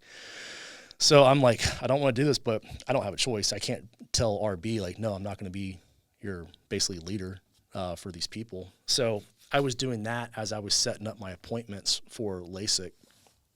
Long story short, I think I was in charge of that first phase, which was great because this is really what taught me. I always tell people this is actually what taught me how to run organization in my business, because like when I had my business before I sold it, I think I had about 32 or 35 people working for me on the management side. And then on the broker side, I think I had about another 15 or 20 people. So I was running about 50 people in the company. And I was also running people down in South Florida as well, where I had the company there. So a lot of this organizational stuff is where I learned this kind of like in the military. But as I was in control of this, I remember Eddie Howard. He's a retired controller, probably about 4 months into this. He leans across the hallway. He goes, "Sergeant Howard, do you want to go to Navy free fall? I just got a spot that opened up for you." And I was probably like maybe within a few weeks of getting LASIK. And I was like, yes. Because I was so ready to get out of there, because if I would have got the LASIK done at that time, it wasn't like I would immediately go into training. I'd still have to be on med hold to recover. Yeah. I think they had like, I want to say a 1-year requirement after LASIK before you could go back like on flight status. So I was just like, I don't want to be in this first phase for like another year. I'm ready to get out of here. So I went right to Navy free fall, knocked it out. Were you in a class with a bunch of SQT students or But a bunch of who? SEAL qualification students? That's No. where. The only SEALs that were there were actually on team already. Okay. What year did you go? 2011, 2012. I think it was 11. All right. I remember one of them's name. Maybe you'll know it, but his nickname was the Grinch. Oh, Justin? He was a sniper instructor at the school there or something like that. Kind of curly hair. He was from New Mexico. I remember that. Tall, skinny. They said they called him the Grinch because he just always looked unhappy. I worked with a guy that was his nickname. His first name was Justin. Yeah. I don't want to say his full name because he's still in, but Yeah. Yeah. I just remember he called himself the Grinch, and then there was another guy, I think his name maybe was Tony, kind of an Italian guy or whatever, but they were really cool. They were really cool dudes. But they were the only SEALs that were there. okay. But no students, nothing like that. So you made it through there, and then that's pretty much the final. More advanced core skills training for about another 6 months, and then went to team. How was it when you checked into the team? New guy all over again. Yeah. Yeah. I mean, you just get treated. Don't talk unless you're spoken to. I was already NCO, so very high expectations, because they were like, we're expecting you to be performing as someone who's been a controller on team for the last 6-7 years. So very high expectations. Yeah. I mean, Where'd you deploy to? out to the UAE with third group. Okay. I was out there with the CRE, the CRIF. Oh, yeah. The old CRE, the crisis response element. Which I didn't realize was actually a Navy mission. Well, the CRIF and the CRE, Dave, I know you're going to be, Dave, you're just eating this up with all these acronyms. It's confusing. So the CRE is the Navy side, so that's the crisis response element. So we have a position out there in UAE at Sausal Knuckle, I believe. And We called it sausage knuckle. Yeah, sausage knuckle. And then the CRIF is right down the road, and that is an ODA unit. Yeah. Who pretty much we have the same job. Yeah. It's just they have two different branches there working the same thing. I don't know how it was for you when you deployed there, but I did 5 months there. We were in Yemen, or we were supposed to go to Yemen, and then Yemen got shut down. So then they had no place for us to go, so they stuck us in the CRE, sort of waiting for a mission. And dude, that was the most frustrating. It was like you're just spinning up constantly. It's like spinning up for this and it doesn't happen. Spin up for this, it doesn't happen. It becomes pretty like, I remember having to tell the leadership there, I was like, you have to stop. Like this, You cannot be spinning us up every other night saying, like, this is a go, and then it's not happening. I'm like, you're causing complacency among everybody here because now it's like the boy who cried wolf. Nobody's taking it as seriously because this is like the 20th time it's done. So I'm like, there has to be a better way because I was actually in charge at the time. I wasn't a chief yet, but I was the LPO in charge, which is like right below. And I was like, dude, my guys they're getting burnt out from not even working. They're getting burnt out from getting spun up constantly and thinking that we're going to go do something. That was my experience with it too. Okay. So it's like, it's the same there. I mean, just randomly, they're like, hey, this hostage rescue's coming down, this high-value target. There's a riot at the embassy for 9/11 in Somalia. Get spun up. Yep. They're like, JTAC, here's the frequencies you're going to be operating on. Here's the aircraft from the foreign nation you're going to be working on. I mean, they literally just be like, go zero weapons and get ready to push. And we're like, oh, man, we're actually getting ready to go. And then it would just be like denied. Meaning like get organized, get ready. Get organized. Dude, we'd be on the flight line for hours. Like, is this happening? And then they, 4 a.m. Nope. Yeah. Go back. And then literally you get back, you wind down or try to because you're like, and then literally 12 hours later, they're like, oh, something else. And then you're spinning up again to go on an op that never happens. I think occasionally guys will do stuff there, but it's not like a very high op tempo. It's maybe you'll go do something. I know, like, the teams have done some stuff out there where, and this is the big thing. It's development group or CAG is going to get the mission, like most of the time, especially the ones that are sending down our pipeline are like, hey, this is, hostage rescue or this. And you're like, dude, okay, we're going to end up being in support in some fashion, but we're not the main element here, like, because you have dev group sitting off the coast on a ship right now ready to do this. It's just it was frustrating. It was very frustrating when I was there because I got sent there in 2014 right when ISIS was like retaking Iraq. So the CRIF, the Cree, whatever, the SIF, when they were the team that was there, they pushed them into Iraq. Like they pushed right into Iraq. Yeah. So we went to go backfill their position and basically be like the QRF for them and CAG that was operating in the area. So we were part of like that 300 that Obama like authorized to like resend. I remember when that happened. So we got sent there. So like the spin ups were just happening all the time. They were like I remember like seeing like on the intel maps, you just see these little red dots everywhere of like little ISIS everywhere. This was like, what year was this? This was June of 2014. Okay, we might have been there around the same time. We did. The SEALs were there. Yeah, no, that's what I'm saying. Like, I think we might have been there around the same. But you know what? I was stationed because we were an extra platoon that were supposed to be in Yemen. Yeah. They had no room for us in Sausage Knuckle. I like that name. So we stayed at the Air Force Base. Al Dhafra. Yes. Yeah. And, dude, I made that work for us. So because half my platoon got sent to Iraq because of that 300. So my chief took half the platoon, and because I was second in charge, he was like, sorry, buddy, you got to stay back and be in charge of the rest of the guys. So we stayed on the Air Force Base. I became, like typical SEALs, I was like, all right, we're going to adapt to this. So I went and made friends with all the pilots. I was like, hey, dude, our JTACs will do joint training with you, sort of like do classes. Can you guys give us, because we were living in GP tents. Yeah. And the pilots were like, yep, they gave us their barracks. I lived in the biggest room I've ever lived in on deployment with like the fastest internet. I was like, dude, the Air Force has everything. Like they had CrossFit gyms and yoga studios, and like there was a pool. They had like a bar, the Camel, I think it was the Thirsty Camel. Yes, that's the name of it. Yeah. And I was like, dude, I'm just good. Like at a certain point, as frustrating as it was, I was also like, okay, just take this for what it is. And I was like, get jacked for America and just train. So we would train ourselves, and then we would go train the pilots and who are these security forces. We ran courses with them and just had a good relationship, and just made the most of it. Yeah. I did a little bit of that with the pilots there. Like I went up to them, I was just like, because I saw they had a little F-15 logo on. I was like, you guys pilots? And they were just kind of like, yeah. And I was like, yeah, I'm a controller. And they're like, you're a controller? And I was like, yeah. And they were like, let's go train.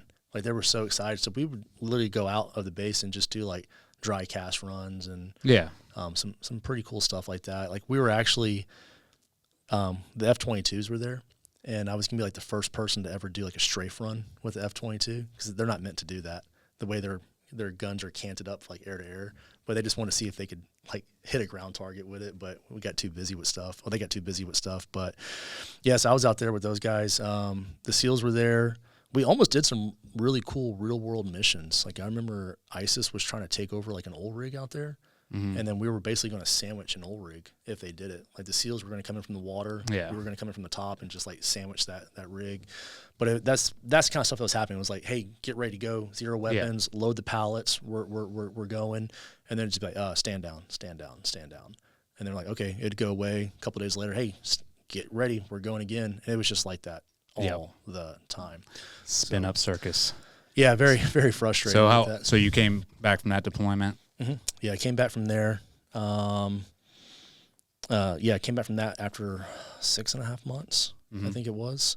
And this is where I always kind of like tell people, I kind of feel your pain. What happened to you? Oh, that's right, dude. You got I got in trouble. On this one. So I was coming back from my team, and one of our guys got. Man, it was kind of crazy how this all worked out. Someone overheard a conversation from some of the Army guys that they were like smuggling like drugs and weapons and all this. So they called OSI, or they called the base police on them. And then when they went and searched this dude's bag, they found steroids. They found testosterone in his bag. You don't say. So they searched all the bags. Yeah. And I forgot how many people it was. It was a lot of people. They got caught. I got caught with mine. This is the first time I'd ever done it. I was actually only on it for like 4 weeks. So I always say like 4 weeks basically like ruined my career, right? So I got caught with this stuff. Me being stupid and young, I was like, I'll just tell the truth and I'll be set free, right? Like I'll just be good to go. Wish I'd have shut my mouth, but everything happens for a reason. I will say this saved my marriage because the marriage was going downhill at this time because the wife was just deployed for 6 months. Now I was deployed for 6 months. Even when I was here stateside, I was usually gone 2-3 weeks a month. Yeah, training. TDY somewhere. So I would leave, either Sunday or Monday. I'm not coming back till Friday or Saturday. Say hi to the wife for 1 day, 2 days, and then, hey, leaving again, getting on the plane, going. So, like, the marriage was definitely on rocks at that time. I mean, we're in our early 20s, supposed to be enjoying ourselves, and, I'm gone all the time. So, marriage was doing very bad, but this is all the things that saved the marriage and saved a lot of things. But, so, yeah, I got caught with the testosterone, and it didn't seem like it was going to be a big deal at the time. They were just like, hey, man, you're going to get letter of reprimand. I already had orders to go to Okinawa, Japan. So they were like, yeah, you're going to get a letter of reprimand, and then you're on your way to Okinawa. So since the wife was active duty, they were like, her leadership was already asking for her to go to Japan. So my leadership was like, yeah, tell your wife to go there, and you'll probably be there in about 2 months. And I wish we would not have agreed to that. But at this time, I still always thought my leadership would have the best interests of me. I'm like, the Brotherhood's going to take care of me. And so, like, I'm telling my leadership everything that happened. I'm full-blown truthful with them. And I thought that red beret meant something to high-ups. And I realized it doesn't really mean anything unless you're E7 below or like an 03 below. There's a point where higher-ups they're disconnected from the teams.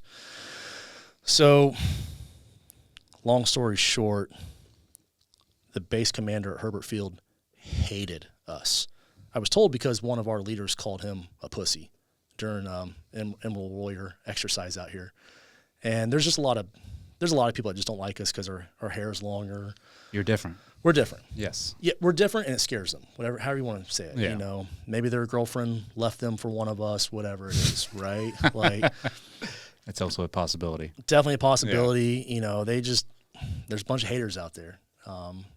So he basically pulls authority to where he's like, anything that's drug related, he has the option to pull authority on it, not my leadership no more. And he basically tells my commander, if you don't court-martial this guy, I'm going to test the entire squadron for drugs and steroids. And that's not going to go well, especially guys coming back from deployment. Yeah. It's just, You might as well kick out 75% of your force. yeah, like just being full honest with it. I mean, a lot of guys do steroids, testosterone, whatever you want to call it. Even if it's not that, there might be taking supplements that aren't on the approved list. SARMs, whatever it is. Yeah. So everything changed from right there. It was like, they're like, we're pulling your security clearance. We're going to pull you off team. I mean, they were like, we're actually going to pull your beret. And I was just like, not happening. That's when the mistreatment really started to happen to me. And I got a reality of how the stuff really goes down. Yeah. My leadership was no longer on my side. At that point, I was actually being put in for NCO of the quarter because I had voluntold to go on that deployment, even though my wife had just returned. I only spent like 1 week with her, or a weekend with her. So I was actually like the good kid in the squadron. Like, I wasn't the one going out doing wild stuff. I wasn't in the wild parties, none of that kind of stuff. So yeah, I was being NCO of the quarter. Now they were treating me like I had just murdered somebody. Yeah, you're public enemy number one. Yeah, they were just like, you're awful. You're so toxic. We're going to remove you from the unit, from the team. And I'm just like, what? Like, this is my life. This is my brotherhood. And yeah, very, very, very, very poor mistreatment. Man, it wasn't even that long ago, but everything that was going down with that, PCS and the wife was tough. That was the hard one for me, because now that was like my support system was gone. And you're going through this all by yourself. Going through it all by myself. We're on different time zones. I think Japan's a 13-hour time difference or something like that. Yeah. She's active duty.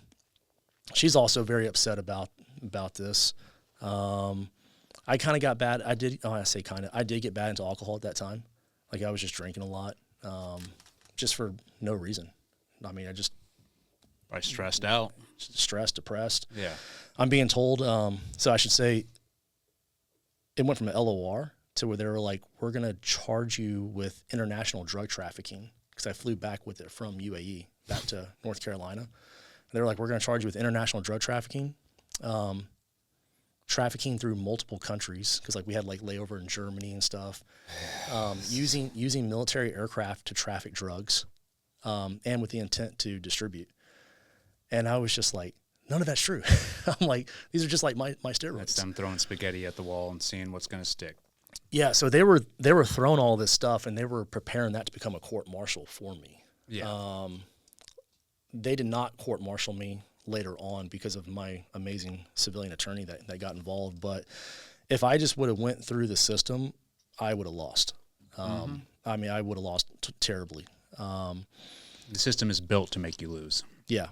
Yeah, the institution will win every time if you trust the system and let it play out the way they always tell it. Just let the system play out. That's what I was, told at the beginning of mine too. And it's what we learned real quick is you have to bring out an outside entity in, like a good civilian lawyer, to actually hold the system accountable to, like, because they will violate every one of your rights. They will make up charges. They will, just like with you, I got the same charges. They found TR testosterone. Oh, did they? When they raided my house, I was a medic. Yeah. So I had a whole med box, and I had one vial of testosterone in there from who knows how long. And they were like, boom, you are a drug mule. You are muling drugs from Mexico. You are, and it, like, none of it was true, but it doesn't matter. They throw those charges on there, and that's it. Wow. I actually did not know that part of your story. Oh, when I started off, I probably had 20-something charges. Wow. But by the time I got to trial, it dwindled down to like 6. Yeah. So at this point, my leadership's now not talking to me like brother. They're just like, John, this is serious. Like, you're going to go to jail. They're like, you need to start making preparations, because you're going to go to jail probably for a year. And they're like, you're going to be a felon with a dishonorable discharge. So they're like, you need to start figuring out what you're going to do when you get out of the military. And I'm just like, was it that serious? Like, what I did? I'm like, I just took some testosterone. I'm just like, this is mind blowing to me how bad I was being mistreated. They're like, you're not going to have a security clearance, so you're not going to be able to go contract overseas. You're not going to be able to get basically any kind of government contracting job. So they were just like, basically figure it out. Yeah. And I was just like, I cannot believe this. And on some really good advice from a senior NCO, I'll say his nickname Lando. Lando's an amazing guy, but Lando was like, dude, go hire a civilian attorney. And that's what I did. So I hired, because my JAG attorney did not care. Like, I was trying to get they're a part hold of the system. She was just like, oh, well, don't contact me until we get a court-martial date. And I'm like, yeah, but shouldn't we? There's like all these things you should know about. And like, I'm pretty sure like my rights were violated and this and that. And she was just like, no, like once we get a court date, we'll basically get together like the week prior and go to court. And I'm just like, I feel like there's things we could be doing right now. Mm-hmm. So yeah, got the civilian attorney. I actually fired that JAG attorney. I straight up told her, I was like, I don't think you care about this at all. So I got a JAG attorney, another JAG attorney, DeFabo was his name, Captain DeFabo. Amazing. He actually cared. He thought it was just complete BS what was happening. So between him and the civilian attorney, they were like, we need to get this dismissed. Or they were like, we actually do want to go to a court-martial because like we think you'll win. Because after they started doing investigations, my rights were violated, how they did the search, like on the bags. Yeah. Actually, and that wasn't even in question. Like OSI, Office of Special Investigation, that's what it stands for in the Air Force. It's the Air Force's NCIS. Yes, exactly. Yeah. They literally admitted to violating like the search procedure, like how they did the search. They admitted, they were like, yeah, we basically illegally did it. Even at my, I don't want to call it a trial because I didn't go to a court-martial, but what it got downplayed to was a discharge board because I was an NCO. But they're like, yeah, we illegally did the search. Because when they were asking, like, they said the dog sat on the bags, the drug dog. So they were like, drug dogs can smell testosterone? And they were like, no. And then they were like, well, did you guys pull every bag off the pallet individually? And they were like, no, the dog just walked by the pallet and sat. And they were like, well, I guess procedure-wise, they have to pull every bag off, and the dog has to smell every bag, and only the bags the dog sits on they can do. But, I mean, they admitted, they're like, yeah, dogs can't smell testosterone. So whatever the dog sat on, they never found. They never found any drugs. It was just that. But, yeah, so the civilian attorney, they eventually got it down to the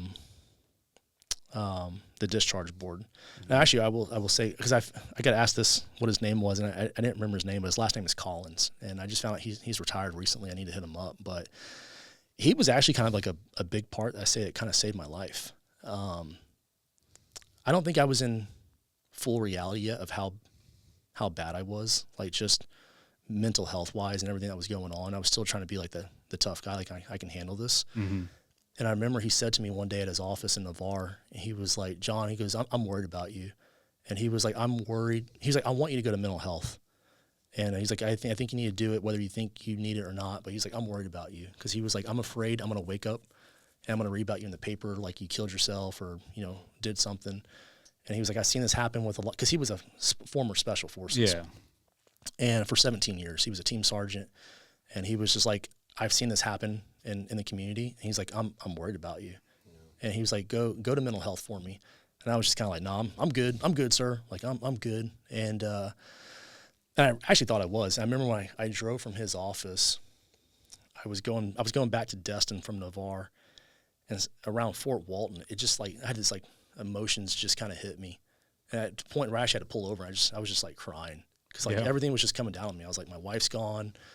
I guess I'm going to jail for a year. I'm going to be a felon. I'm not going to be able to do anything I want to do on the outside. And it was hitting me. It's a lot of weight. Yeah. And here I am. I think it was 26 or something like that. And I'm like, my life is destroyed. Like I destroyed it over some stupid testosterone that I shouldn't have done. So there's that. So, and this is my problem with the way the military hands out punishments or whatever. Yes. Did you make a mistake? Yep. Yeah. You made a mistake that 75% of people in our occupation do make that mistake. And it's like, okay, dude, reprimand the individual, right? If you want to but don't destroy his life, his family's life, his life after the military. And that's exactly what they do. They're like, you made this little mistake, so now we are going to ruin everything. We're not going to give you any possible way of bouncing back from this even when you get out, because we're just going to put roadblocks there too. You're going to be a felon. You're going to, no clearance. It's the over punishment that drives me crazy, right? Yeah. I get reprimanding people, and I'm like, dude, I'm all about dudes make mistakes. You should punish them in a way that they feel it, but they have a chance to bounce back from it and actually not make that same mistake again. But for some reason, in the military, we got to this zero tolerance policy where it's like, we don't tolerate anything. And it's like, well, first off, you're a bunch of hypocrites that you're handing down this rule that we have a zero tolerance when most of you in leadership positions have done the same exact things, but you were given punishments that you were able to bounce back from. But now you have this zero tolerance policy to where somebody makes a little mistake and now their whole life is ruined. And not only their life, their family's lives. And that's what we, obviously went through. And that was a huge eye-opening thing for us, because when I was locked up in the brig, I ran into guys just like, that went through the same thing that you did. And they're like, yeah, dude, I'm serving 3 years because I popped on a piss test. Mm-hmm. And they're like, you popped on a piss test at 19 years old when you could have went to college instead of raising your right hand to serve this country, and this wouldn't even been an issue. But because you decided to raise your right hand to serve this country, they are going to then ruin your life for making a simple mistake that you should be able to bounce back from. And I'd say this, most of the leaders I had in the military, none of them were angels. I'd say most of the good leaders I had, the good enlisted leaders, all had been in trouble at some point in their career, but they bounced back and they were able to use that experience to then help other younger individuals come up, and then when they made mistakes, they helped them bounce back as well. While at the same time, handing out a punishment that's, embarrassing. And it's like, we used to put guys at gate guard duty for 2 weeks in their dress blues. They're sitting there waving cars on with their trident on. That's, a huge shot to the ego and pride. But I guarantee you that individual is not going to make that same mistake again. And my thing is, okay, if they do make that same mistake again, now it's like you are unable to learn from your mistakes. So now we have an issue.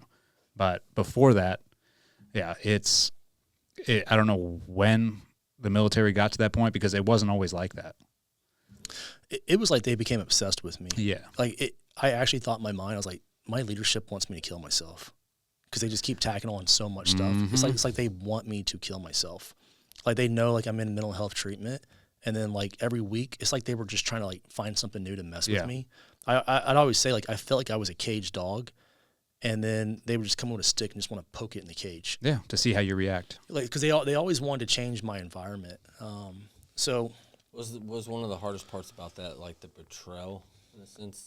Definitely betrayal by the brotherhood, and I don't mean from my teammates, your or peers, my team sergeants. They were all supportive of me. Even my captains, I had captains. They were just but they can't do anything. Well, they're telling leadership. They're like, no, Howard's a good dude. They're like, this is BS. This needs to stop, and they just wouldn't 03's got no say in this kind of stuff. I had senior NCOs that were at my discharge board. I'll tell you this, at my discharge board, I only had one witness against me, and it was my own commander, who I thought was a good guy, because he pretended. He was so two-faced with me the whole time. I had prevented another guy from our unit from committing suicide. I actually moved him into my condo in Destin, and I basically watched him for 2 years. And he was also one of my best friends. So there was, I was going to do it regardless, right? But I moved him in. I was keeping eyes on him. Multiple suicide attempts during that time with him, and it was good for me, because it kind of made me stop thinking so much about myself, because now I'm worried about someone else. Yeah. Anything would set this guy off. And my commander would always be like, hey, man, he's like, I know everything that's going on with you, but he's like, I just want to thank you so much for what you're doing. And, he'd always pretend like he was a good guy. The week before my discharge board, which was 2016, I was about to finish my bachelor's degree. And my commander came up to me. He's like, hey, John, he's like, I heard you're finishing your degree. And I was like, yeah. He goes, well, your enlisted career is done. But he goes, if you want to go into the Guard as an officer, he goes, I'd write you a letter of recommend for it. And I was like, really? He's like, yeah. He's like, let me know. He's like, I'd write you a letter if they'll let you in as an officer. And I was like, man, thank you so much. So when my attorney told me, he goes, there's only one witness against you. It's your commander. And he's like, what's up with that? I was like, oh, I said, that's fine. I was like, he's good. He's got my back. He's like, you sure? And I was like, yeah. I said that he must just have to do that as my commander. I was like, no, he's on my side. He literally just said he would write me a letter of a recommendation to go in the Guard. And he was like, okay. That dude did not shut up. If I remember correctly, I think he spoke negative about me for 47 minutes at my discharge board. Like, they weren't even asking him questions. He was just going off about me. He's doing whatever the institution's will is. He was doing this at Disneyland over the phone. He was at Disneyland with his kids on the phone as I'm at my discharge board, and he's just talking about how awful I was, how he had to remove me from team, why I should not be getting an honorable discharge or a medical discharge. And I was in complete shock. And I was like, this guy literally just a week ago said he'd write me a letter of recommendation. So there was like the betrayal part. Yeah, it was very shocking, very, very shocking. It's a lot to take on. Yeah. So everything happens for a reason, and I'm glad the way things worked out, because I would not be where I am today if it didn't work out this way. But that happened in 2014. We basically fought it for 2 years to where they agreed to send me to a discharge board. And what they were trying to argue was I was put in for medical retirement. So the opposing side didn't want me to get a medical retirement. They could not let it go. Like, I had everything required for a medical retirement. They just could not let it go. So they wanted to take me to a discharge board to try to give me some type of general discharge. It wasn't dishonorable. It wasn't honorable. And I'm like, I should say at this time previous, I was begging my leadership to just discharge me with a general so I could go to Japan and be with my wife. I was like, just give me a general discharge so I can keep my GI Bill. I can go to school and go be with my wife. And they were just like, not happening. Like, just did not care. So I go to the discharge board. A discharge board, for people that don't know, is only supposed to be like maybe 1 hour. Like, it's supposed to be like a really quick thing. They basically have a little jury of peers and like a judge. Mine wound up being 3 days. Yeah. My amazing attorney there, I remember I said to him at one point halfway through the trial, I was like, I guess I got to pay you more money because I only retained him for like $1,000. And he was like, oh no, he's like, I'm doing this for free. He was like, this is just so wrong what they're trying to do to you. So yeah, I wound up having a 3-day trial, even though it was just a discharge board. And at the end, I won. I got my full medical retirement. I got honorable discharge. They had to give me my rank back because they took my rank away as a staff sergeant. So they had to give me my rank back. And I was basically made whole. And then they were like, once you get your medical orders, you get to retire out of the military, like a full medical retirement. And the opposing side was just furious. I mean, they were just so like mad about that. How come they're so mad about that? Like, is it like their record? Because once they make a decision, once the leadership makes a decision, like, hey, we are going to hammer this dude. Like, this is it. You are guilty, and they will not sway from that decision at all, no matter what circumstances or what evidence is shown to them. Like, hey, this is not right. They will die on that hill each and every time. I deal with this through our nonprofit all the time, and it's the same game each and every single time. The leadership will not back down, and this is one of the big cons of the military is once they make a decision to screw you, they are going to keep on that until they get their pound of flesh. So when you're like getting a chance to medically retire, or that's an option, they are going to do everything in their power to stop that because they want you to feel the maximum amount of punishment, and they don't want any leeway given to you at all because it just shows how right they were in the first place. Yeah. Like my commander was trying to discredit my service at my discharge board. Like, at that point, it was like 10 years of service. Even like mortuary stuff, they were trying to like discredit, like, oh, he doesn't have any mental health issues from that. Which it was funny. Even at first, to give you an idea, like leadership didn't even know I was a prior service, so they didn't even know like I did like mortuary affairs or honor guard. and they were trying to discredit my deployment I did like with their group.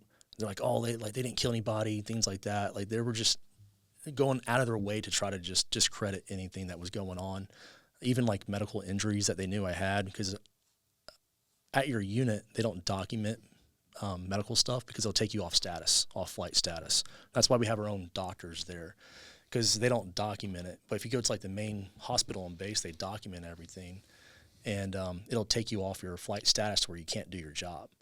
So like I had like a lot of injuries from just, training, whatever, and none of it was documented. And now I'm trying to get documented. And they're like, oh, he's making up injuries. And I'm like, are you like for real? And like, that's when I started seeing like the very other side of leadership. I'm like, they could do anything else with their time. They're literally running an entire unit, but now they want to come after me and just try to discredit anything I'm trying to get.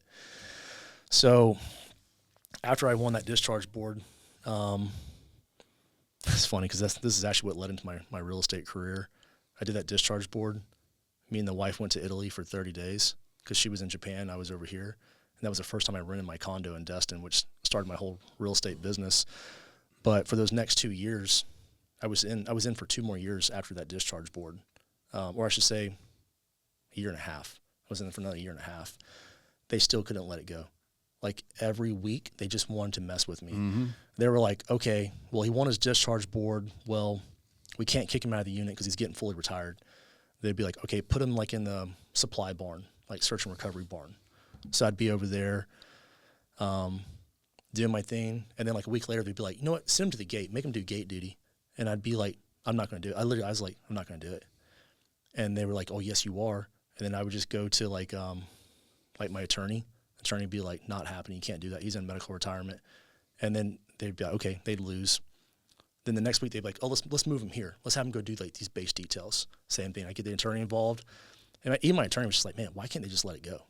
They just couldn't. It's because also they knew that they lost, right? Yeah. And they're like, whoa, you're not free yet.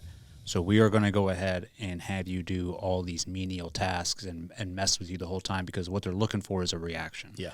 And as soon as you give them the reaction that they want, which is like pretty much fuck you or some kind of attitude, then they can go ahead and press charges on you again because you are still in the military. So they're doing this to drive a reaction out of you, and this is the advice. And I literally am talking to 2 Air Force guys right now that are going through it. And that's the one advice I told them, because they're right now in the same spot of the command is just coming down on them. Mm-hmm. And I was like, dude, whatever you do, man, because they're both frustrated. I was like, you have to act professional the whole time. I'm like, let them poke and prod, let them do what they want. I'm like, at the end of the day, they're digging themselves in a hole. Yeah. I'm like, the second you show them that they're getting to you, they got you. And I was like, do not let it happen. I was like, and it takes a lot. Like, I remember having to go into work even after my trial and just like, here we go. And I would go in there, and sure enough, it was the same kind of games. Like, go move your stuff over here. Now move it out of that cage. Now go put it over there. Oh, they were doing that to me now too. Do this. And you're like, and I would do it. I'd be like, okay. And I just gave them no emotion. I'm like, yeah, roger that. And that's what drives them crazy, is because they want you to like mouth off or say something. And I was trying to stay hidden at this time. Like I was doing my college degree. I was flying. I was doing like my pilot's license and stuff. I was trying to do things that were bettering me, because, if not, I was just going to be in this sad state of depression. So I was trying to like better my things. I was doing my job that they wanted me to do at work. I'm like, if I just do my job, just leave me alone. I had a really good NCO, a couple of good senior NCOs, I should say. And they were like trying to protect me from the leadership, and they just couldn't. Like, it would always be like, grab Howard, bring him up here. And they'd be like, okay, we're going to move you here. We're going to do this. I'm like, and I would literally be like, why are you doing this? To give you an idea, because this went on for about another year and a half. I was, I want to say I was a few weeks, or no, I'm going to take that back. I had just got my medical retirement orders. They were saying like, this is the date you're going to start your out process. You can go on terminal leave. I was like weeks from it. And they went to my senior NCO again, and they were like, and they'd always do it. The commander would never do it himself. He'd always distance himself from it, right? Passive aggressive. So they had it's funny. I'm friends with this guy now. He's in real estate. He's a great guy, but he was one of our parachute packers. and he was a senior NCO.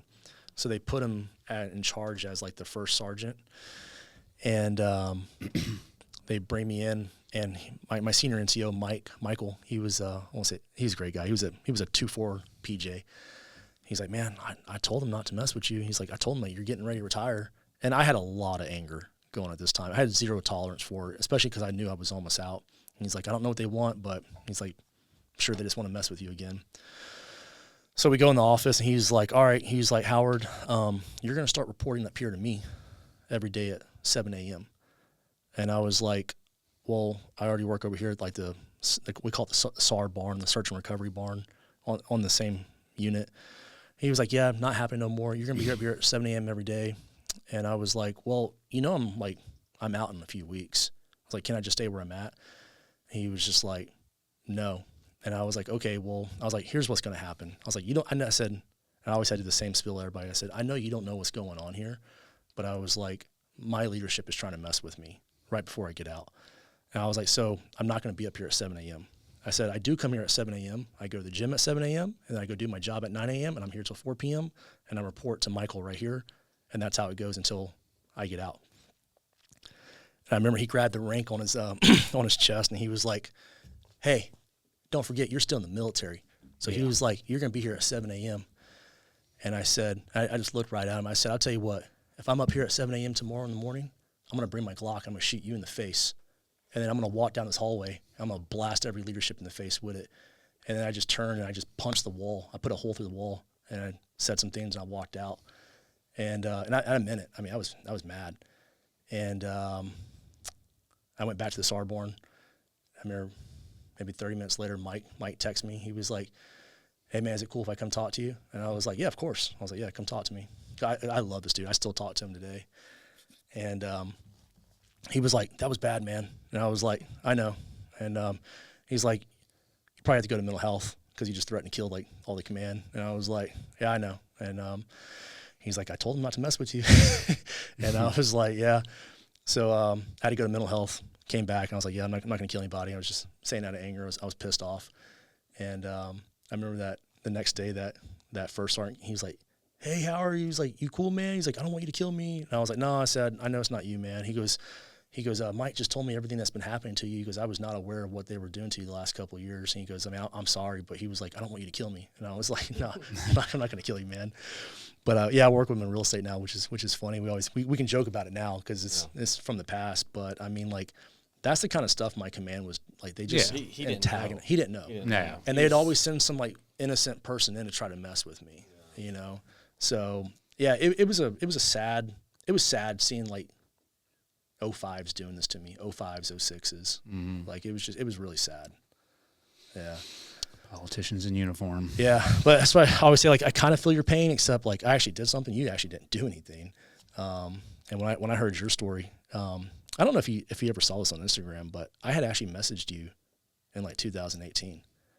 Probably not. I had no Yeah. back then. I wasn't even. I don't. If you go in the history, He I was doesn't locked even up. See my text messages, I know. So. Yeah. So I was in law school, and I had messaged you, and I was just like, hey man, like I'm just like a law student, but I was like, I got all these like JAG professors here. This is before I think you actually had your good attorney. Yeah. And I was just like, I just want to let you know, like, I'm rooting for you. All these veterans are rooting for you. And I was like, if I can like have these law professors help you anyway, I was like, let me know. But that was like, I'm pretty sure that was like an 18 when I was in I law appreciate school. that. Yeah. Yeah. I mean, I was locked up at the time, and then When we get done with this, go through your message. You'll see it. It's like the very first message I ever sent you. That was before you were even living over here. yeah. Because I moved my family down here in 2018, and then I went back, and that's when they arrested me. Yeah. And then, yeah, my wife was in control of the because she was the one who really started my Instagram and like was getting the word out on everything. And then I know she was being inundated with everything. So I always tell people, I'm like, dude, if you reached out, like, no, don't, no hard feelings or anything. But like, she just was like, she was in fight mode at the time, so she didn't see it. Yeah, but I appreciate that, brother. Yeah. I remember I was back from law school, like I want to say maybe spring break or something.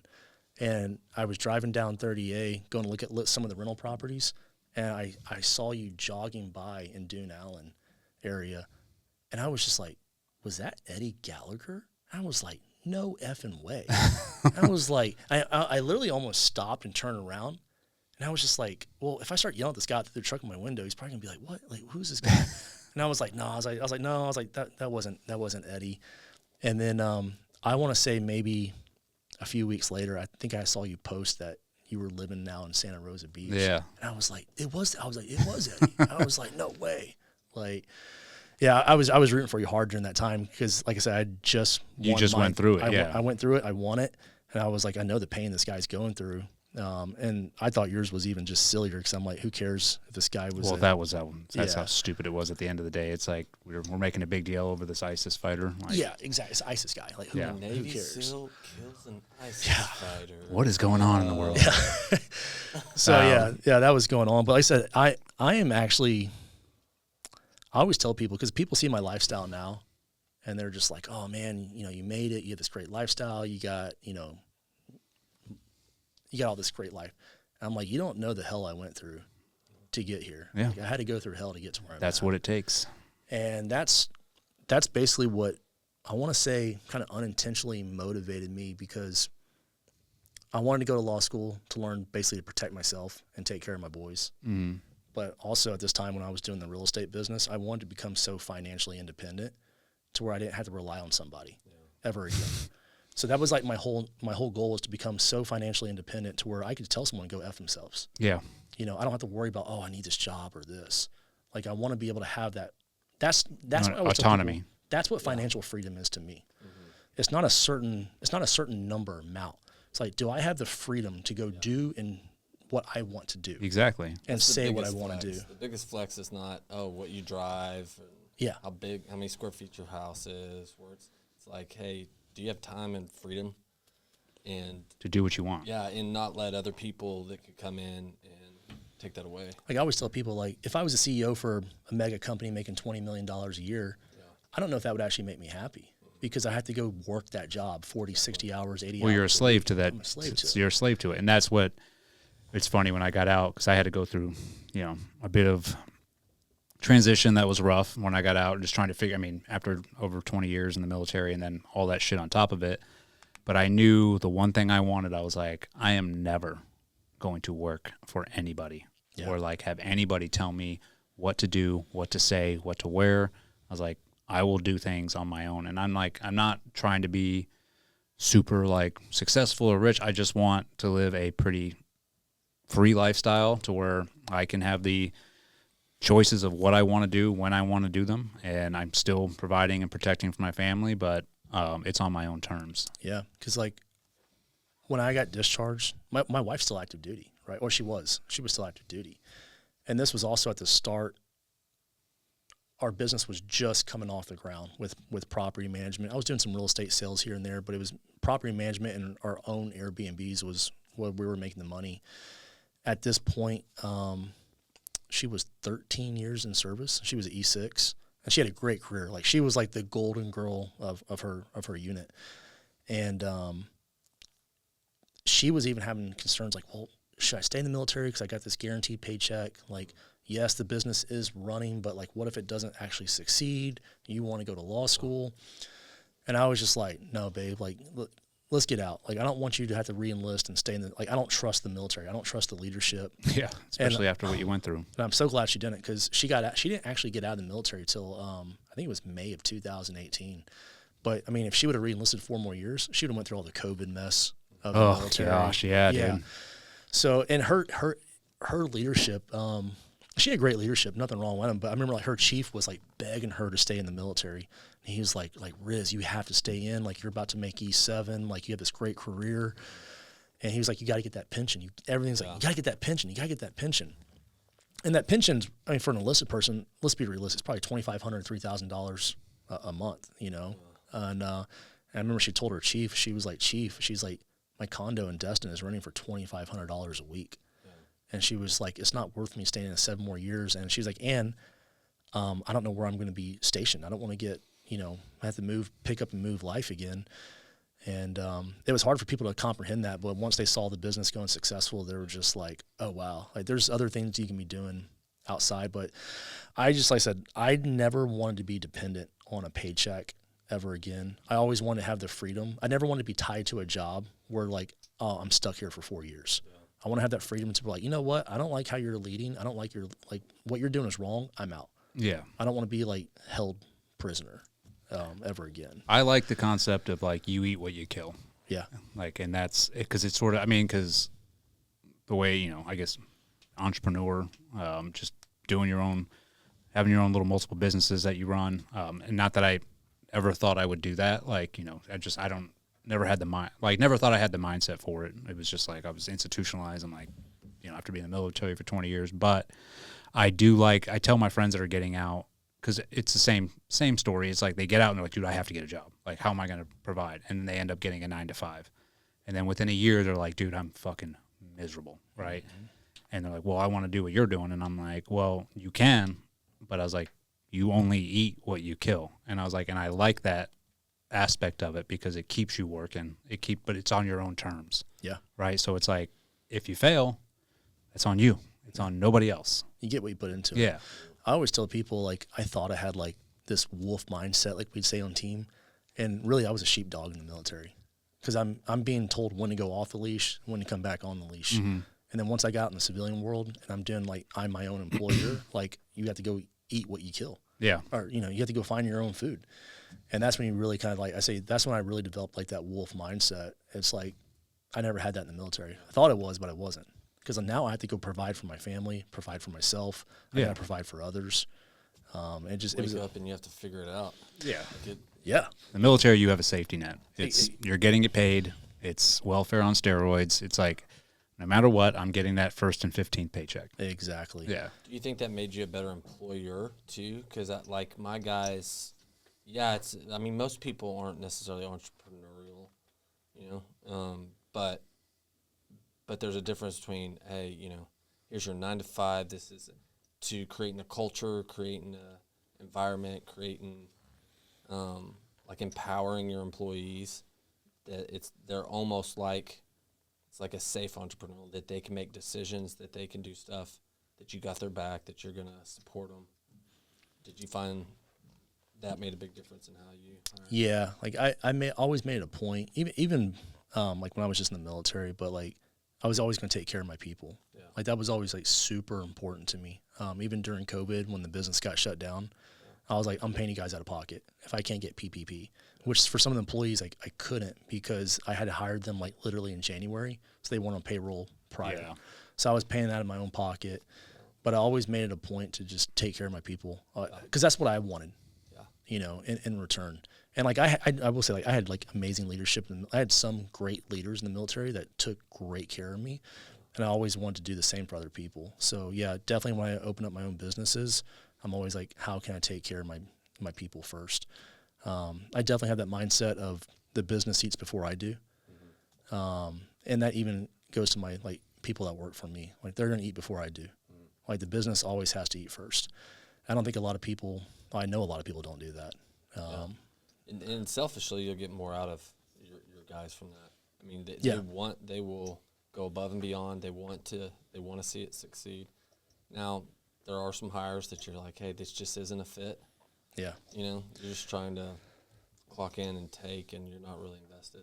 Yeah, because that's how I am to people that do that to me. Mm-hmm. Like, there's still people today in my life that were amazing leadership to me. Where like if they call me, like I'm answering that phone no matter what. Like, I'll tell somebody else like, hey, I gotta take this phone call. This guy never calls me, it must be important. Yeah. Or I'm always gonna do something like for them. Yeah. I tell you, I mean, it's kind of a stupid example. No, it's not a stupid example, but that guy RB I was talking about earlier, he contacted me. I talked to him a lot, but maybe 2 years ago, and he was like, hey, like give me one of your real estate agents. I was like, oh, like, what's up? Like, I'll handle it. He's like, no, you're too busy for this. And he's like, my son wants to buy a piece of land in Niceville. It's only like $40,000. And I was just like, no, I want to do that for you. And he was like, no. Like, he's like, I know you're everywhere. He's like, just give me one of your agents that doesn't have a lot of, I was like, no, like, I'm personally going to do it. Yeah. Like, I'm not going to bring an assistant. And I was like, yeah, it was literally, I think it was like a $42,000 piece of land. But I'm just like, that means more to me because of what that guy did to me from when I was a young guy. Yeah. You know, so like, I'm always going to take care of, you know, who took care of me, basically.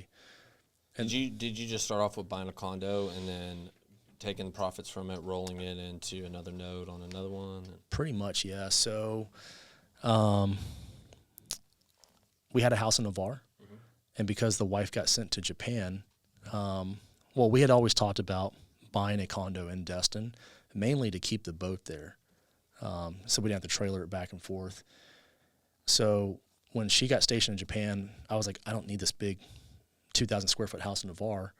I'll start renting it out. Let's buy a condo, because I had just re-enlisted and I got my bonus. So I was like, let's buy a condo in Destin. Bought that condo in Destin, remodeled it, and then started renting the house in Navarre. I was living in the condo. So real estate was still nowhere on my radar at all. No plans for it. Lived in it for that year. After that discharge board, when I was going over to Italy with the wife for 30 days, that was the first time we Airbnb'd the condo. Based off the advice of my best friend now, because he had the one below me and he Airbnb'd it. And he was telling me how much money he was making. I was just like, that's a great idea. And the wife was like, we're not renting the condo. She was like, I don't want nobody in my condo. And I was like, well, babe, I was like, they're saying we can get like $2,500 a week. And I'm making $1,000 a week in the military. And that's with my special duty pay. So I'm just like, this is $10,000 a month. This is great, babe. We should do this. This will pay for the entire trip. Convinced her to do it. She had nothing to do with it. She didn't want to talk to people on Airbnb, didn't want to like communicate with no one. So I had it all set up, trying to do this from afar with the help of my neighbor friends there.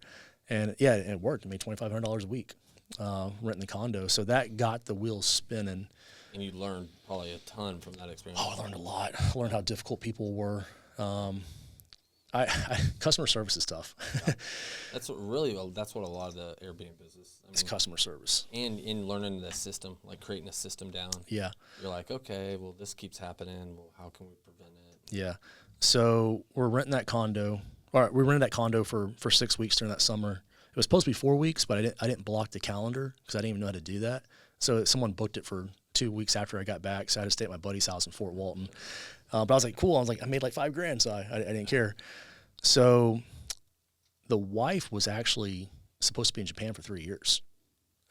This was still like, I'm waiting on my medical, but I mean, we don't know when this is going to happen, right? So she was supposed to be there for 3 years, and I had an really amazing first sergeant who I always feel bad because I gave him so much attitude when he first came to the unit, because I was very bitter at this time. I was very angry.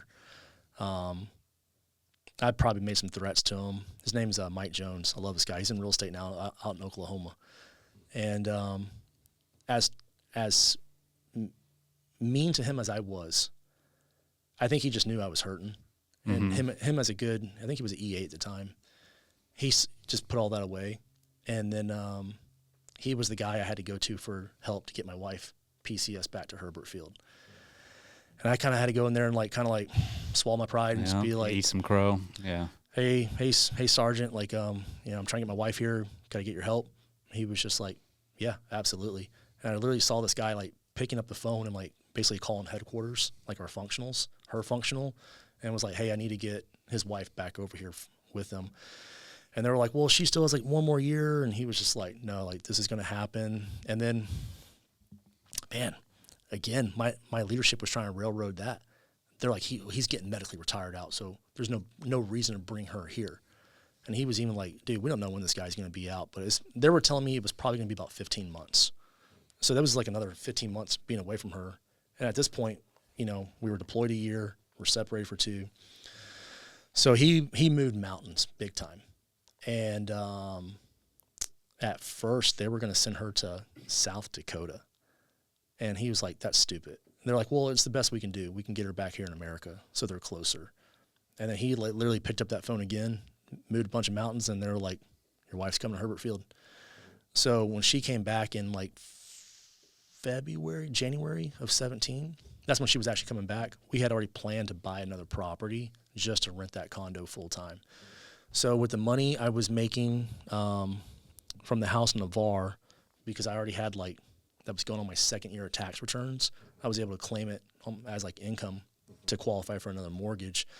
And since I was labeled as a landlord on taxes, the money I made from the condo that summer, I was able to include that as income. So I was able to qualify for another mortgage and we bought a house over in Miramar, and then we moved into that, and that's when we started renting that condo full time. So we learned basically that winter, spring break through summer.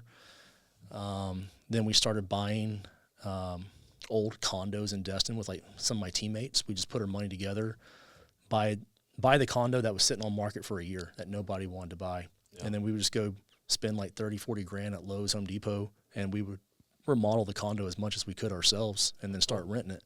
That's awesome. So, I mean, I was just like, people like, where'd you learn how to like remodel condos and like lay floor and this? I'm like, I would just watch YouTube. Yeah. I was just like, I'm like, I've met these contractors out here. I'm like, if they can do it, I'm pretty sure I'm smart enough to figure it out myself. So I would just Google like how to lay down LPV flooring, how to do this, how to do that, how to mud drywall. And we just started doing that. And then next thing I know, I was pulling over 6 figures just renting on the condos. Mm-hmm. And then talking to neighbors about it, and the neighbors are like, well, you're making more money than my professional management company's making. So they're like, well, why don't you manage my property for me? So once I went on terminal leave, which was November of 17, that's when I opened up the business, which was called Destin Charms Vacation Rentals, and Destin Charms was the name of our condo. This is kind of funny, but my team always says, or the unit psychologist thought it was funny. He goes, John, when this started and you got in trouble, all you had was a high school diploma on one house in Navarre. He goes, by the time you actually got out of the military, I had 5 properties, a Bachelor of Science in Aeronautics. I was accepted into law school, and he was like, what an amazing transition you've done, basically in 4 years. Yeah. I hadn't really thought about it at that time because I was still very angry. I was very, very angry, and I was just kind of like, do you think that anger was driving you though too? That was my fuel. Yeah. I always tell people hate for me is a good thing. It's good. If you channel it. I think it's like everything else in life. Everything is good in moderation. So yes, you can use. I'm the same as you. I mean, I think through my whole career, I used hate and anger to motivate me to do everything. And there is some good to it, but I also think there's also an overflow where that can take control of your life. True. And then you don't, like when I got out, that's something that I had to work on of like, okay, I can't use hate and anger to like navigate through life on the outside. It just doesn't work. So I had to reel some back, but I do still stand by. I'm like, no, it does work. Like it motivates a lot of people to become very successful. But it's, if you're able to let go of that anger and hate, that's where that big win is. Yeah. I always say I hated like growing up in a barn. I hated being poor. Mm-hmm. I hated not seeing my family have money. I hated having the old car. I hated being told like, oh, you're not going to go into special operations. You don't physically, you can't do it. And that's where I always want to prove people wrong. Yeah. Even like when I was going into the real estate world, it's funny how awful leadership is. When I was buying these properties, they were telling me, they literally pulled me in their office like they want to care about me now. Because I had literally bought 3 condos, a townhouse, and a house at this time before I got out of the military. And they were just like, John, what are you doing? They're like, you're about to be out of the military. How are you going to afford this stuff? What are you going to do when the market collapse? Have you thought about what you're doing? I'm just like, bro, I'm making more money than you right now. Like, you don't even know. But you're trying to pretend like you're trying to counsel me. Yeah. Almost like patronizing. Well, the funny thing is, about 3 years later, some of these same people were literally asking me for jobs because they got out of the military. Mm-hmm. And they're like, hey, like, I see you're doing really good. I'm glad you recovered from that incident you had. They were like, do you have any job openings? And I'm just be like, nah, dog. Like, not happening. Yeah. But I would use all that anger and hate, I guess you could say all that emotion, because that's what it is, and I would try to channel that into something. That was my fuel. That's what was making me literally at 9 o'clock at night, I'd be going scraping popcorn ceilings. Yeah. What you had from the get-go, which I know you probably super appreciate it now, is grit. Yeah. And, I mean, there's no other characteristic for an entrepreneur, I think, than grit. You can not be specialized in something. You can figure out a way to learn it. Yeah. You don't need a certification. You can YouTube stuff. You can figure out a way to do it if you have grit. Yeah. You don't need, like, when I go, like, speaking engagements now, people usually ask, well, what TED Talks were you watching, or YouTube shows were you watching, podcasts were you watching to learn how to do this stuff? And I was like, I wasn't. I was just doing it. Yeah. And, like, I always say I feel like I hit every pothole in the road learning to do my business, but I filled the potholes in. And like the road's pretty smooth now. It's pretty smooth drive, but I can still feel the little bumps as a reminder. Yeah. But that's the best way you're going to learn how to do this stuff, you know. And it does. You're right. It takes a certain type of grit, a certain type of edge to go out and be an entrepreneur. And real friends real mentors or friends that come that really want you to succeed. Their questions aren't, "Hey, wait, what are you doing? Why are you doing it?" Their questions are more, "Are you getting over leveraged? You should be doing this." But you know, real concern is going, okay, helping you figure out the path rather than, oh, maybe you shouldn't be on that path. And, you know, I think most people I talk to were always in a considerate, kind way, not wanting you to succeed. Yeah. Well, no, it's true. And that's some of my best friends. Oh, dude, I get excited when someone's successful. I love seeing my friends win. Like Yes. I want all my friends rich, so we can all just be like, hey man, like you want to go down Bahamas this weekend? You want to Yeah. go do this? Let's go do Let's this. go help people together. Yeah. You know. Like it's very nice. I would say the majority of people I knew were very supportive of what I was doing, especially like my teammates. Like a big majority of them were all like, dude, I love it. Even like leaders I had, they were just like, dude, I love seeing you just like throw it back at the man. They're like, I love it. But even like, it is surprising. Like one thing I learned is some people are your friend until you start pulling ahead of them. Mm-hmm. And like, once I started having like a little bit of success, I would start seeing like some of my people that were like my close peers, where they just start like trying to find a reason to make you the enemy. Well, yeah, and that's the more successful you become. And I wouldn't even like describe it as success. Like for me, it's not success. It's like the more happier I am in life. Yes. Like you have those individuals that are like, oh no, I'm not happy, so you can't be happy either. Yeah. I want you to stay down where I'm at, and that's when you literally have to cut the fat out of your life. I think we talked about like, I think I saw Snoop one time, Snoop Dogg.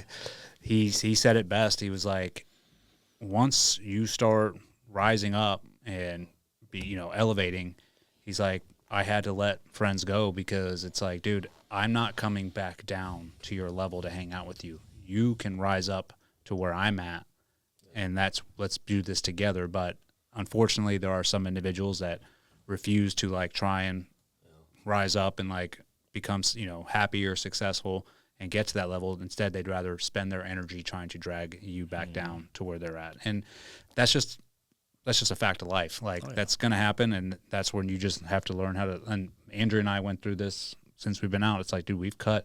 As soon as we start seeing people suck our energy, we're like, you're done.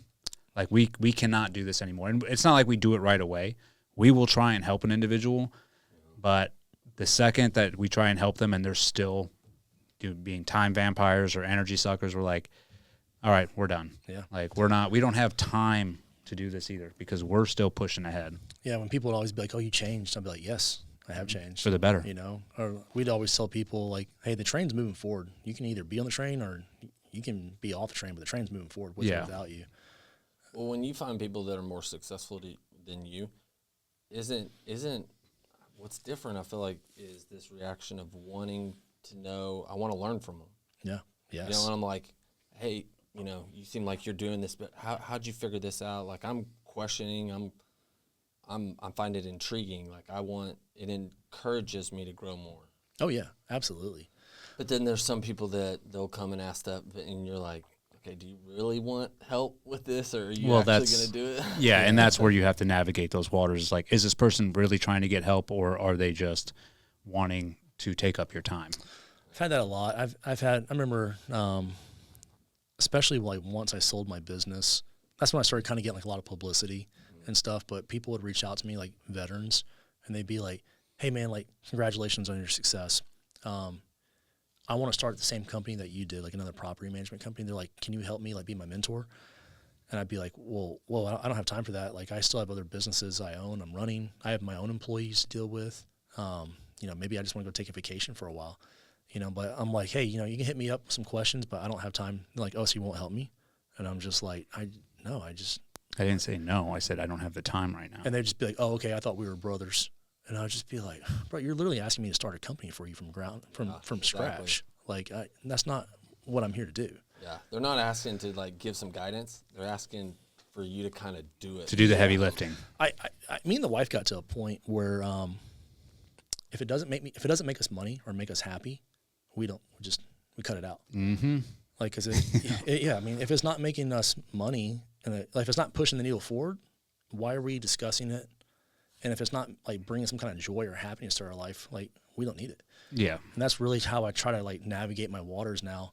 Anything else, it's a time vampire, as I say. It's a time vampire. It's noise. Just cut it out.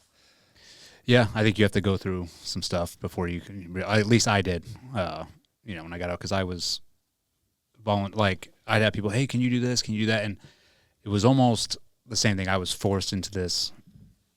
I don't even call it celebrity, but like my name was out there, right? Yeah. So then I think people thought like, oh, you're all over the place, so you must like have all these opportunities and you must like help me. And I'm like, dude, first off, I don't want to be here.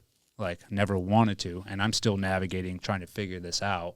But at the same time, it's like, you're just reaching out to me right now for a handout. Yep. And you want me to do something for you. And I ran into that a lot. And I had a hard time saying no to people, man. Like, it was just my personality where, especially if it's somebody from my community, I'm going to be like, dude, yes. Like, what do you need? I will do whatever. But I had to learn the hard way. It's like, you put all your time and effort into trying to help that individual, only to realize, like, they're just sitting back letting you do the work. And then they're like, now give me what you just did. And there's no reciprocity. And so that's when my wife, Andrea, and I did the same thing. Like, dude, if the relationships that we're in aren't reciprocal and we're not both like, my motto is everybody eats, like, not just one side. Like, this is for everybody. Like, we should all be becoming successful together. But if I even get a hint that you are taking a lot more than you are giving, then we're done. Yeah, absolutely. Yeah. Absolutely. And it's a hard thing to go through, but at the end of the day, it is the right decision, especially if you're trying to look out for your own health and mental health for you and your family. Yeah, because it wasn't probably till about 2020 when people started recognizing like how much our business was growing and was doing good. And then that's when a lot of people were trying to like leech on. Oh, yeah. But I'm like, I remember the people that, that were supportive of me before, I know the people that came before and after, right? So you see a lot of people now, they want to be your friends. A lot of people that are making jokes, making, comments. Yeah, I'll tell you a funny story. This is from my high school days. That's relevant for today. I remember I was actually in chemistry class, and everyone was talking about what they were doing for spring break. And Deweyville, Texas is about 7 hours from here. And this one girl said to me, she was like, "Where are you going for spring break?" And I was like, "Oh, probably just going to go to like Crystal Beach," which was right there in Texas. And I kid you not, she literally said this. She was an ass, but she goes, "That's because you're too poor to go to Destin." She literally said that. She literally said that to me. She was just an ass. And you got to remember, where I'm from, a double wide trailer means you're rich, right? So like, no one there has any money at all. But she made that comment to me, and I didn't care. She was younger than me, but that was what, 05 or something like that. 05, 06. When I started the business, Destin Charms Vacation Rentals, and the business was growing, and now we had, I don't know, maybe 20, 30 houses under management. She literally messaged me on Facebook, and she was just like, "Hey, I see you're doing like really good." And she's like, "We're coming to Destin," but she like wouldn't say like, she's like, "Yeah, like we're coming, like these dates, blah, blah, blah." And I was just like, "Cool. If you want to book a vacation rental, here's the website." And I just sent it to her. And she never booked it. Couldn't afford it, literally. I actually went back and looked at her Facebook to see where she stayed, and it was like north of I-10. And I was just like, "Oh, karma's a bitch." Like, yeah.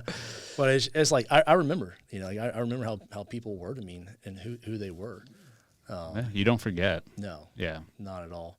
Yeah. I'm pretty good at telling who's genuine now and stuff, but like, it'll still shock me when people will just message me and they're like, "Hey man, like, can you fly me here in your plane?" And I'm like, I didn't buy my plane to Uber you. Yeah. Like, it's shocking that people will do that to me. Yeah. Like, you got 15 grand. I'm like, oh yeah, let me just take time out of my life to fly you 3 hours over here, and then I have to fly back. Like, what am I doing? Am I going to hang out there with you? Like, no, like, not happening. But I think you'll have that. I mean, that's just going to come with being successful as well. As people are going to try and leech on and try and be your buddy, or like, yeah. that's why the circle gets smaller a So lot, it's but it gets tighter. Yes. Right. Keep your circle small. Like, no one gets in. No one gets out. There's very few new people like I'll let into Yeah. the circle. There's a lot of people that still go out of the circle, but like we keep it like pretty tight. This is a good area to have a tight circle in. There's a lot of good people in this area. Oh, I yeah.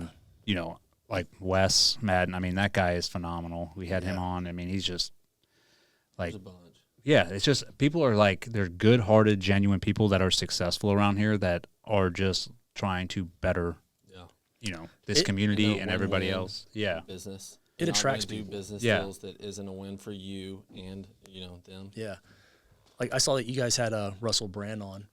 Yeah, And, he actually he does a podcast out of here now. Oh, out of He here. lives here, yeah. Oh, yeah, well, I knew he lives here, but I remember seeing him like traveling in Florida or whatever, and the fact that he picked Santa Rosa Beach to call home, I was just like, wow.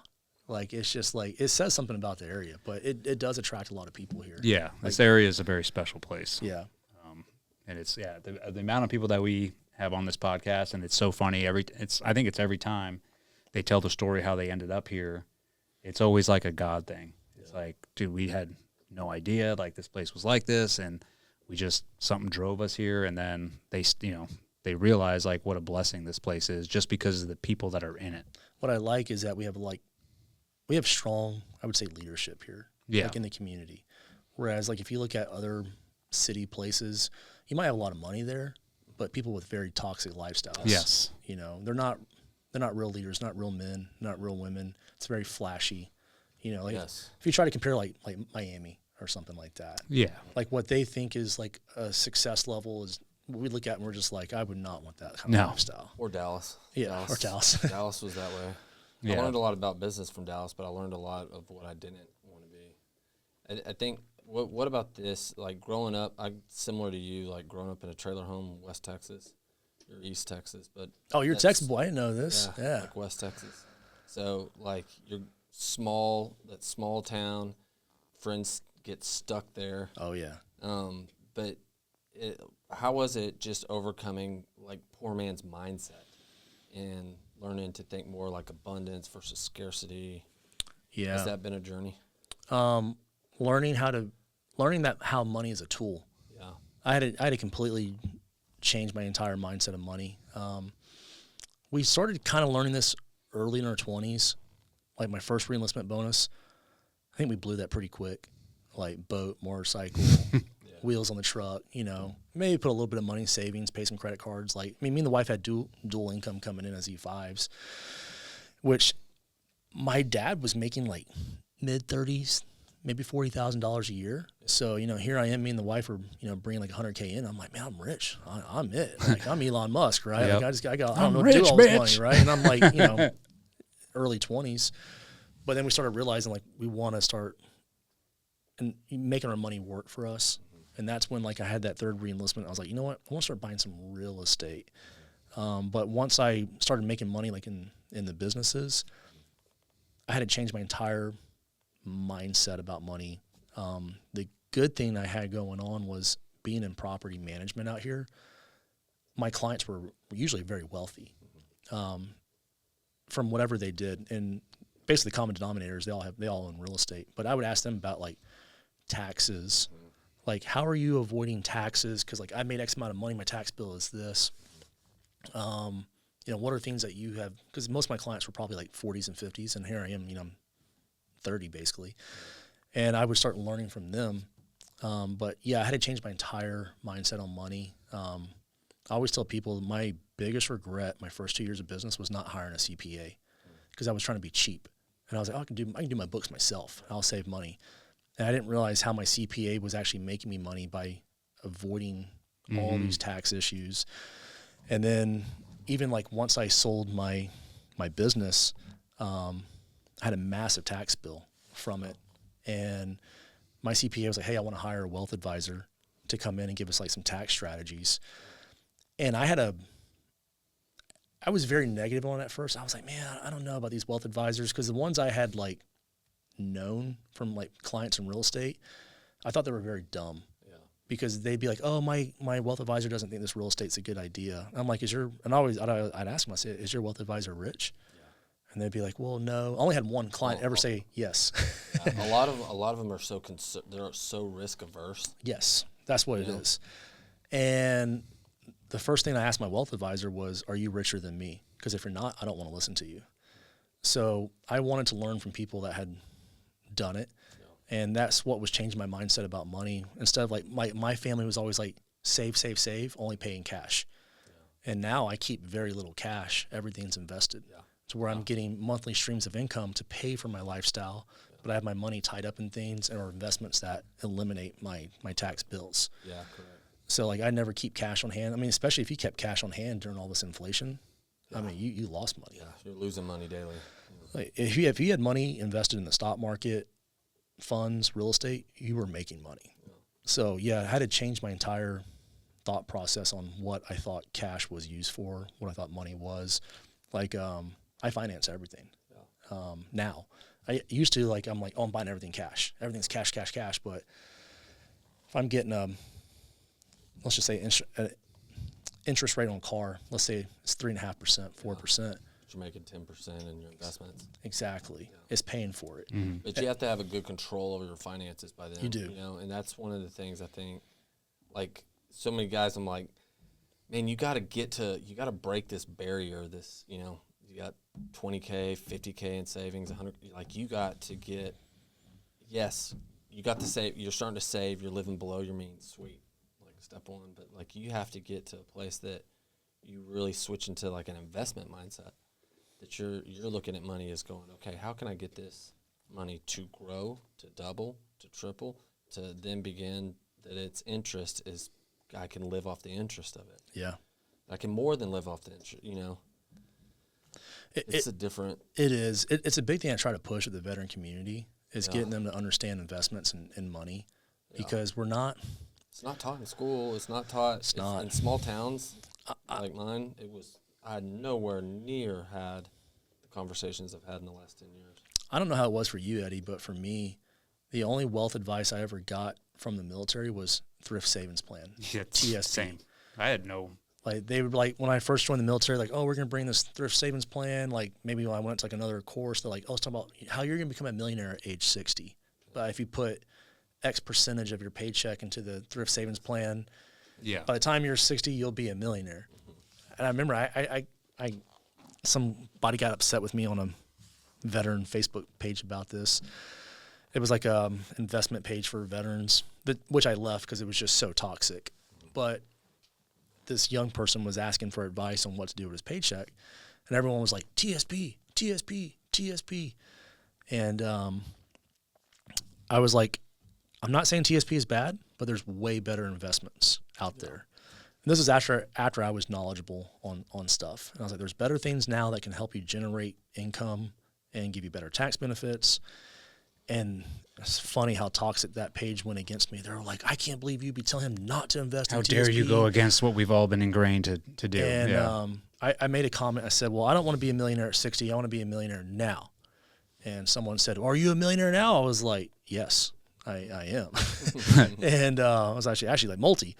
And they were like, well, like, you know, I will be a millionaire at like age 45 or 50 with this amount of TSP. And I'm just like, this is the problem right here. Like, you guys just don't understand. And I said, oh, this is what I got fired up on. I said, TSP is the lazy man's investment button.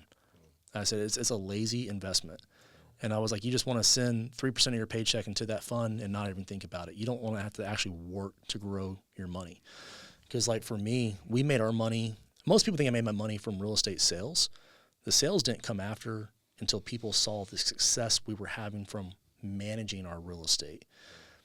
I made my money in real estate from flipping properties into good rentals, and then I would rent them for 2 or 3 years, and then I would sell them when the market would go up.